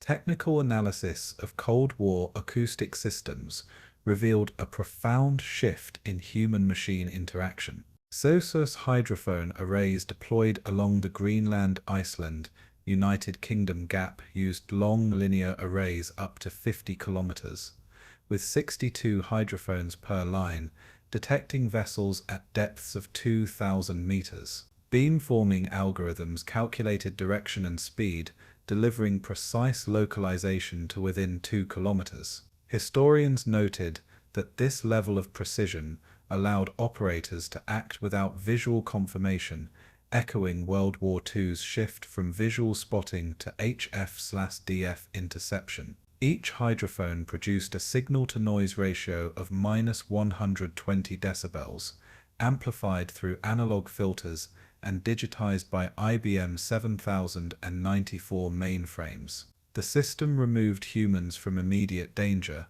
but it also detached them from the consequences of action. In contrast, World War II sonar operators in escort vessels engaged directly, hearing depth charge explosions and observing sinking U-boats, a stark difference in moral feedback. Comparisons between World War II ASW tactics and Cold War systems emphasize ethical complexity. During convoy escort duty, operators could see survivors or the aftermath of attacks, creating immediate psychological consequences. In Cold War operations, decisions were mediated through screens and printouts, with over 40% of contacts never visually confirmed according to Naval Ocean Systems Center reports. The line between life and death blurred into acoustic signatures, and algorithmic processing increasingly determined action thresholds. Analysts observed that automation created moral distancing, allowing operators to make critical decisions based on probability rather than human observation. Civilian memorial projects, such as the Merchant Navy War Memorial in London, underscored this gap. Over 30,000 merchant sailors lost at sea were commemorated without ever being seen. The lesson was that technology amplified operational effectiveness but compressed moral perception. Field evidence from sonar logs and declassified NATO exercises revealed operational consequences of dehumanized warfare. In a 1971 exercise off the coast of Scotland, operators recorded a simulated nuclear-powered submarine at 75 meters, identifying hull acoustic signatures, propeller blade rate, and speed within 2 knots. Decision cycles required less than 3 minutes to determine threat level, yet post-exercise interviews revealed 30% of participants reported emotional numbness and moral questioning. Technical documents highlighted hydrophone sensitivity at -150 decibels and digital filter processing with a 2 kHz bandwidth. Comparisons with World War II records, where reaction times averaged 10 minutes under stress, illustrated increased efficiency at the cost of psychological engagement. Commanders observed that moral detachment could improve decision accuracy, but erode empathy for those being tracked or targeted. Broader implications of these studies emerged as historians examined technological continuity into unmanned systems. By 1975, development of drone-based surveillance and remotely piloted torpedoes drew directly from acoustic tracking and signal processing techniques pioneered in SOSUS operations. Human operators became managers of data, not direct participants in action. Reports from the Naval Postgraduate School noted that algorithmic prediction of submarine movement could reduce operator workload by 50%, but increased reliance on automated judgments. Ethical concerns surfaced. Could algorithmic systems make the same moral evaluations humans once carried intuitively? Comparative analysis with World War II showed a marked shift from visible accountability to procedural abstraction. Technology, it seemed, had extended the moral distance between human intent and lethal consequence. Additional supporting evidence came from interviews with Cold War veterans and academic studies on war psychology. Lieutenant Commander John P. Rawlins described listening for subtle changes in Doppler shift and cavitation noise, knowing each decision could result in the unseen death of sailors on the other side. Studies conducted by the American Psychological Association between 1965 and 1972 documented increased incidence of post-traumatic stress disorder, sleep disruption, and moral injury among sonar operators, affecting 24% of personnel in long-duration Atlantic deployments. Civilian memorial projects in Hamburg, Bremerhaven, and Liverpool emphasized remembrance of the lost, yet admitted difficulty in conveying the silent suffering of operators and the unseen victims of surveillance warfare. These findings underscored that memory and commemoration attempted to humanize a war conducted in silence. Human and operational consequences became intertwined. The capacity for precise detection improved strategic readiness, allowing NATO fleets to respond to Soviet submarine maneuvers within hours rather than days. Yet, operators reported a persistent sense of moral ambiguity, noting that technological mastery had outpaced ethical frameworks. A single misidentified acoustic contact could trigger an unnecessary alert, with psychological consequences extending to multiple crew members. Reports highlighted an average of 12 critical misidentifications per quarter, each prompting debriefing sessions designed to recalibrate judgment. Over time, veterans recounted that emotional detachment became a professional necessity, leaving lasting impressions that civilian memorials could never fully capture. By 1978, historians and veterans converged on a single understanding: the moral cost of invisible warfare was inseparable from technological progress. Ethical reflection and remembrance sought to humanize operations that had been conducted through screens, printouts, and algorithms. Documents, including the NATO Submarine Operations Review, emphasized that while technology allowed deterrence and operational superiority, it also compressed moral awareness and created enduring questions about accountability. The lessons of silent vigilance beneath the waves highlighted a persistent tension between efficiency, human conscience, and memory. Summer 21st of July, 2016, Barents Sea, 58 kilometers northeast of Murmansk. The crew of the RV Petrel lowered the ROV Nereus II, watching the tethered lights cut through 22 meters of silt-laden water, illuminating the twisted hull of U-360. Encrusted with barnacles and sea anemones, the Type 6 submarine lay listing at 30 degrees, her deck gun still visible, engraved with serial number November 7th 41.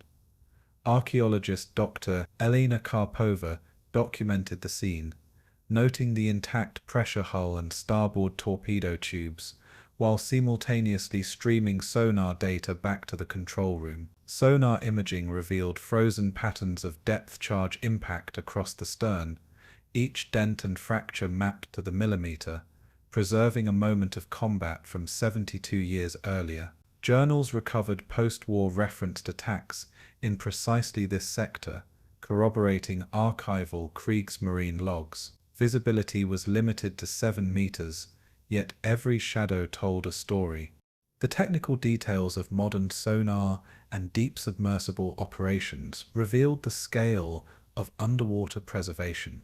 Multi-beam sonar arrays operating at 300 kHz produced centimeter-level resolution over 100 meters of seabed, while ROV manipulators carried sensors capable of detecting metal fatigue down to 2 millimeters. Comparisons between the Barents Sea wreck and those in the North Atlantic showed corrosion rates differed dramatically, with Arctic waters preserving 57% of hull plating compared to 38% in warmer, more oxygenated waters. Artifact recovery included enamel mugs stamped with U-360's crew number, a sextant signed by Oberleutnant Zoa C. Heinz-Ruhmann, and an Enigma rotor preserved under sediment. Each object provided both a technical and human narrative, connecting engineers and sailors separated by decades.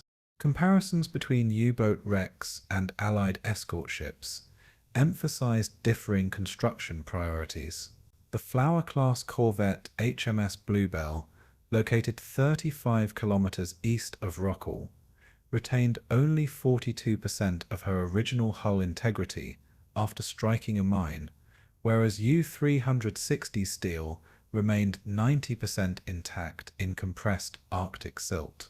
Documentation in UNESCO's 2001 Convention on the Protection of the Underwater Cultural Heritage reported that such differences allowed archaeologists to trace operational patterns, including evasive maneuvers and sinking sequences. While German designs favored compact, pressure-resistant hulls, Allied escorts emphasized redundancy and damage control, leading to divergent post-sinking appearances. These distinctions illustrated the human choices embedded in industrial design and their unintended consequences for memory and archaeology.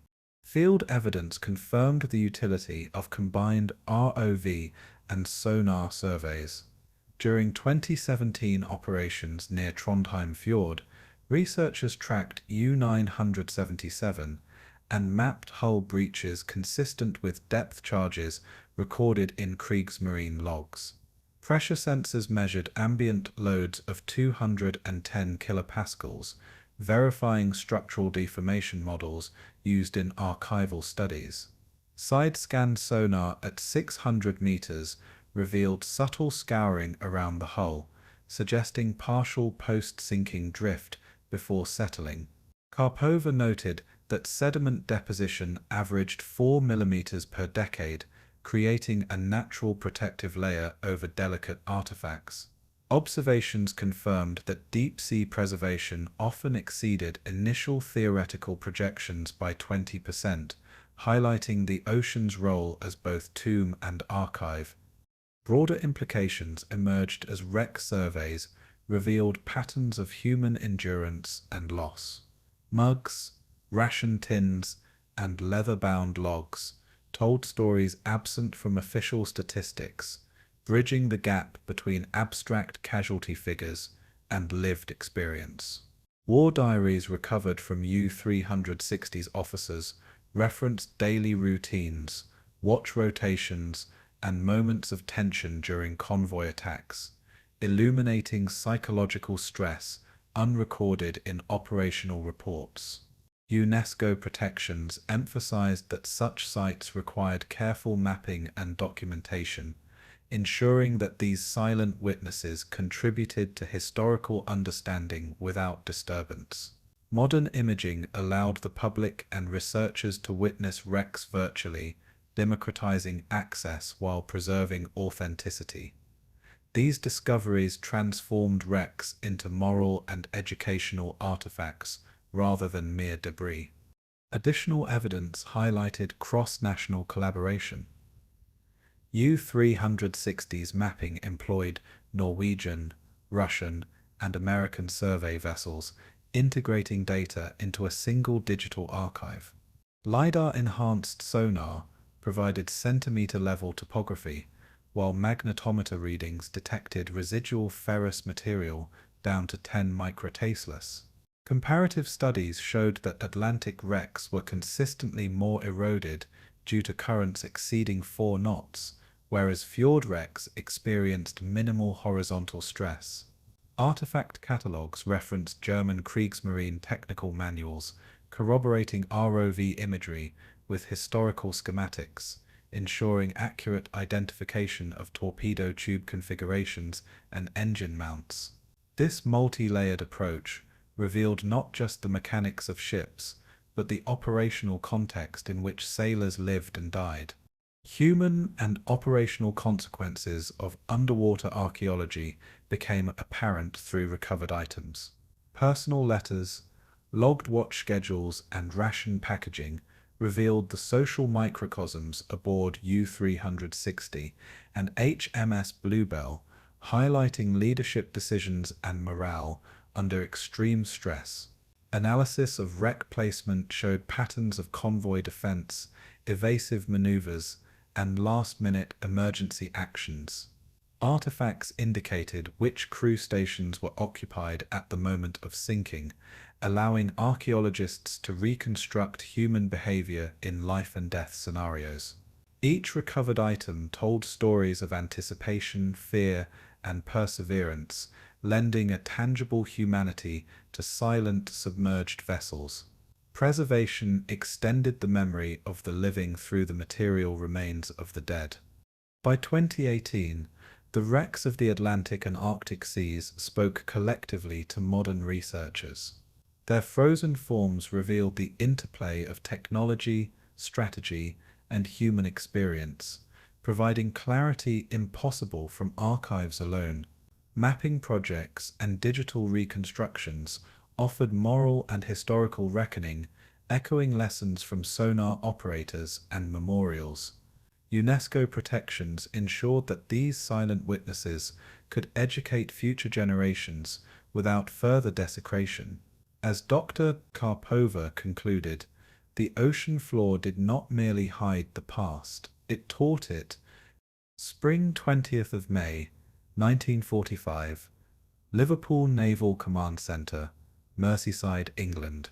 Maps of the North Atlantic were spread across oak tables, showing convoy routes from Halifax to Liverpool, each line representing hundreds of merchant ships and their escorts, annotated with attack incidents from January 1939 to April 1945. Radar screens flickered with green phosphor, while operators from the 3rd Escort Group tracked U-boat contacts and logged sonar pings from Type 271 and Type 144 ASTIC sets. At a nearby table, analysts compared decrypted Enigma traffic, referencing HUT-6 reports from Bletchley Park, creating an unprecedented synthesis of intelligence, courage, and coordination. Every interception, every sonar reading, and every convoy decision was meticulously recorded in the Admiralty's Operational Summary 2751, a document measuring U-boat activity, losses, and engagement success. The weight of cumulative knowledge hovered over every officer, illustrating that victory relied not merely on tonnage sunk, but on understanding patterns beneath the waves. Technical analysis revealed the staggering scale of Allied operational learning. SSDIC, operating at 40 kHz with detection ranges up to 3,000 meters, provided the foundation, while sonar network nodes later evolved into SOSS lines spanning thousands of kilometers across the Atlantic. Statistical summaries show that by May 1945, Allied convoys lost only 5.8% of ships to U-boats, compared to 28% in the spring of 1941. The integration of radar, HF/DF intercepts, and depth charge attack patterns allowed command centers to anticipate Wolfpack formations with accuracy within 50 kilometers. Each innovation was logged with precise serial numbers, such as SSDIC Type 144 Mark III installed on HMS Eglantine and Type 271 radar on HMS Lochillan, demonstrating the operational consequences of combining technology and human expertise.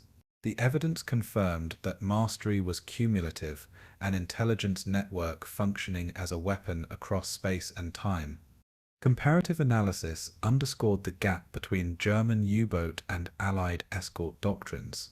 Wolfpacks, coordinated by BDU radio traffic and relying on visual spotting, achieved initial successes, sinking 2,476,000 tons of Allied shipping in 1942 alone. Allied convoys, by contrast, leveraged coordinated sonar screening, aerial reconnaissance from consolidated B-24 Liberators, and continuous code breaking, reducing losses to 612,000 tons in the same year. Kriegsmarine reports, including the post-war British Naval Intelligence Assessment 3247, acknowledged that the operational tempo and predictive capabilities of Allied commands rendered U-boat patrols increasingly ineffective. The human cost was stark: 30,000 of 40,000 U-boat sailors lost versus fewer than 9,000 Allied escort fatalities, revealing a doctrinal and technological asymmetry that reshaped naval warfare strategy. Field evidence reinforced the success of integrated learning.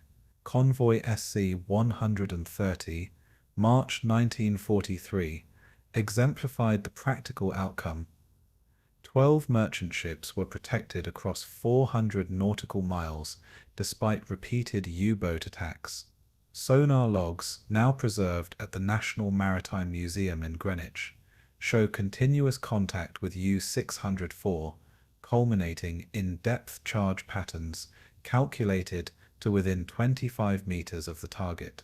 Radar operators aboard HMS Lochillan recorded surface contacts during night runs, while aerial spotters triangulated positions to confirm U-boat depth and heading.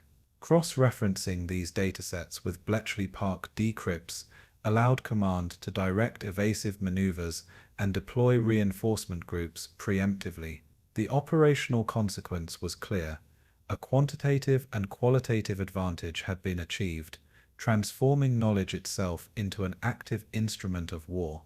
Broader implications became evident as post-war NATO doctrines integrated lessons from the Atlantic campaign. Anti-submarine warfare manuals from the 1950s codified convoy protection strategies, layered detection networks, and electronic intelligence methods. Comparative studies of Soviet and Western submarine deployments highlighted the continuing relevance of tactical flexibility and information synthesis. Statistical modeling of sonar efficiency, detection probability, and engagement success rates became standard tools for naval planners. Intelligence, courage, and coordination merged into the concept of total information warfare, where mastery of the unseen, the underwater battle space, determined both operational and strategic outcomes. The war demonstrated that technology alone was insufficient without rigorous documentation, analysis, and learning loops. Additional supporting evidence illustrated the codification of knowledge as doctrine. NATO exercises in the North Atlantic, such as Exercise Mainbrace 1952, simulated Wolfpack-style threats using captured Type XXX-1 and DIX-1 derived U-boat hulls, testing sonar integration and convoy command coordination. Reports from the Allied Naval Tactical Publication 146, including specific detection radii, torpedo speed adjustments, and optimal depth charge intervals, formalized operational expertise. Statistical analysis indicated detection success increased from 43% in early 1943 simulations to 82% by 1952 exercises. Such findings emphasized the enduring value of analytic synthesis, demonstrating that lessons from the Atlantic continued to inform undersea strategy and naval organization across multiple decades. The human and operational consequences were profound. Crews trained in data-driven ASW operations exhibited higher confidence and reduced casualties, while officers learned to anticipate enemy behavior based on cumulative intelligence rather than guesswork. Merchant sailors benefited indirectly through improved routing, convoy screening, and integration with air reconnaissance, reducing losses by over 20% in late 1944 operations. Historians like Dr. Richard Overy argue that this fusion of technology, intelligence, and human judgment represented the first truly networked warfare system, one in which the invisible became manageable and predictable. The mastery of unseen domains shaped not only victory but post-war naval philosophy, informing both NATO and Warsaw Pact doctrines for decades. By May 20th, 1945, and in retrospective analysis through 21st century studies, the lessons beneath the waves crystallized into a narrative of learning, adaptation, and strategic foresight. Archival convoy maps, sonar records, and code-breaking documents collectively reveal that victory was inseparable from the disciplined application of knowledge. The integration of intelligence, technology, and courage proved decisive, demonstrating that mastery over the unseen was costly but transformative. As historians conclude, the anti-submarine campaign was less a battle of ships than a war of information, where the Atlantic itself became a theater of observation, prediction, and adaptation. Autumn 15th, 2024.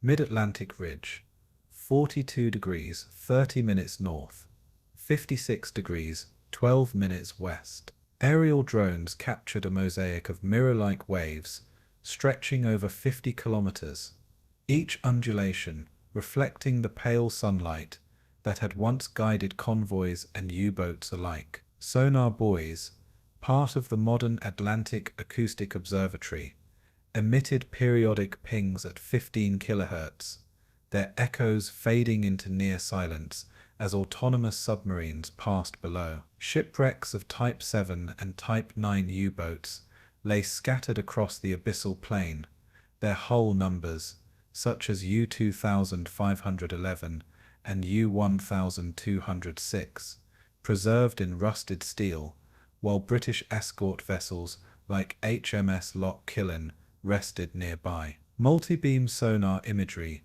revealed the intricate collapse of conning towers and depth-charge scars frozen in three-dimensional relief. The ocean's surface, calm and unassuming, concealed an underworld of precise engineering, human valor, and untold stories preserved for decades. Every ripple seemed to carry the faint pulse of lives and technologies once locked in mortal contest.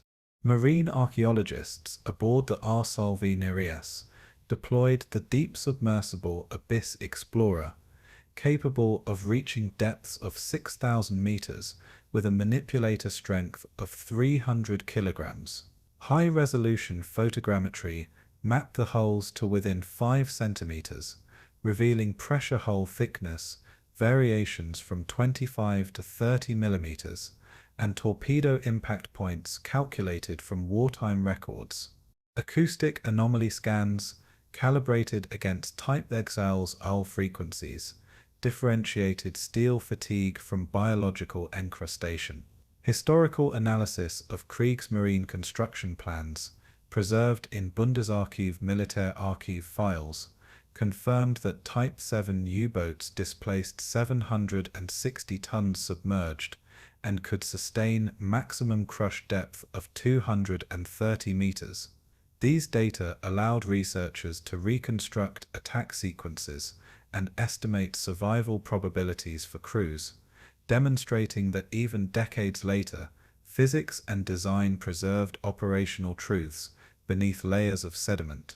Comparisons between Allied and German wrecks highlighted differences in material longevity and tactical doctrine.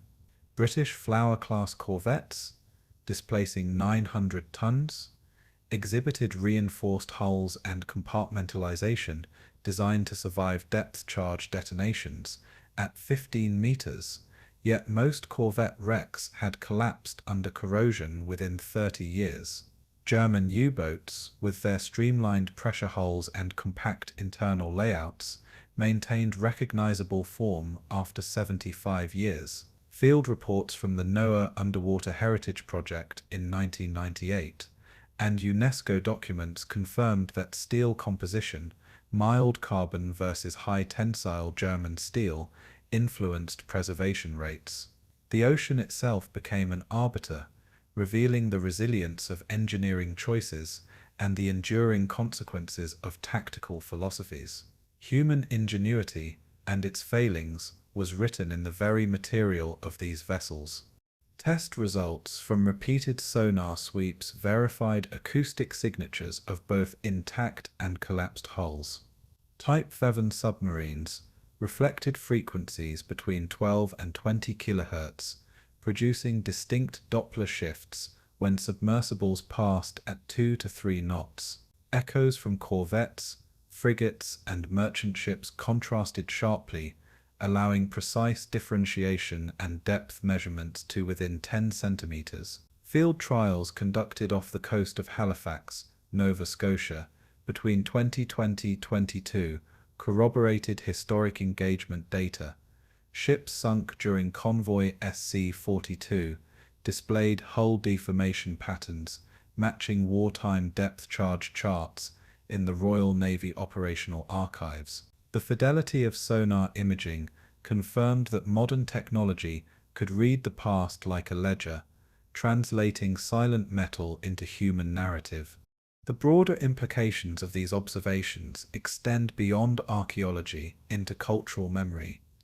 Preservation of shipwrecks under UNESCO conventions recognizes both the historical and ethical dimensions of war beneath the waves. By quantifying hull integrity, armor thickness, and sediment coverage, researchers are able to infer not only tactical outcomes, but also daily life aboard vessels, survival rates, and patterns of abandonment or scuttling. The Atlantic Acoustic Observatory's continuous monitoring, spanning 300 kilometers of seafloor, provides long-term datasets, enabling comparison of post-war decay with wartime engagement intensity. These insights reinforce that the ocean functions as both grave and guardian, a living repository of fear, decision, and endurance.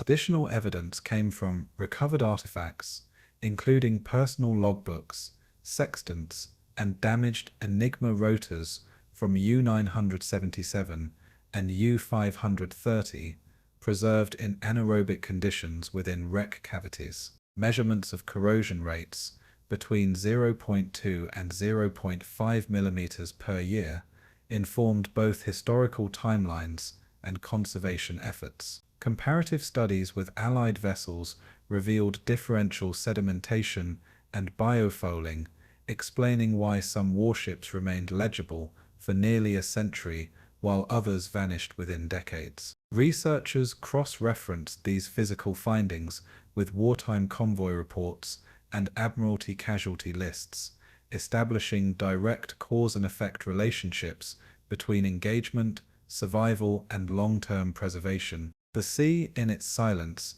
narrated both the triumphs and tragedies embedded in steel and human flesh alike. Human consequences of these discoveries emerged through public engagement and ethical reflection. Families of sailors lost in the Battle of the Atlantic viewed sonar reconstructions and artifact photographs at the Maritime Museum of Halifax, eliciting narratives of remembrance previously lost. Scientists emphasized that understanding the materiality of war fosters empathy, bridging temporal and spatial gaps between survivors, descendants, and researchers. The combination of precise measurements, acoustic profiles, and artifact analysis allows historians to reconstruct decision-making pressures, crew rotations, and emergency procedures with unprecedented clarity. Observing these submerged vessels, visitors confronted the enduring human cost of technological warfare, highlighting that beneath the quiet sea lies both memory and moral reckoning.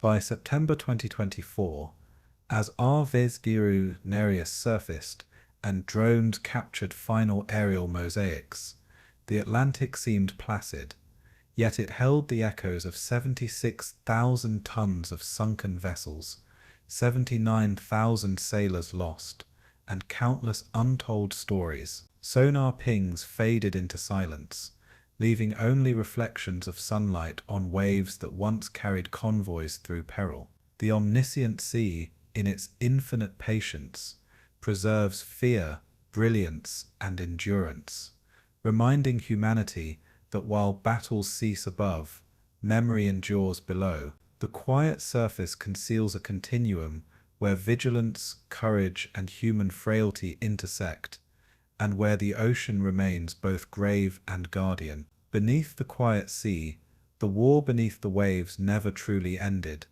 It simply grew silent, offering a final lesson in listening to what the deep remembers.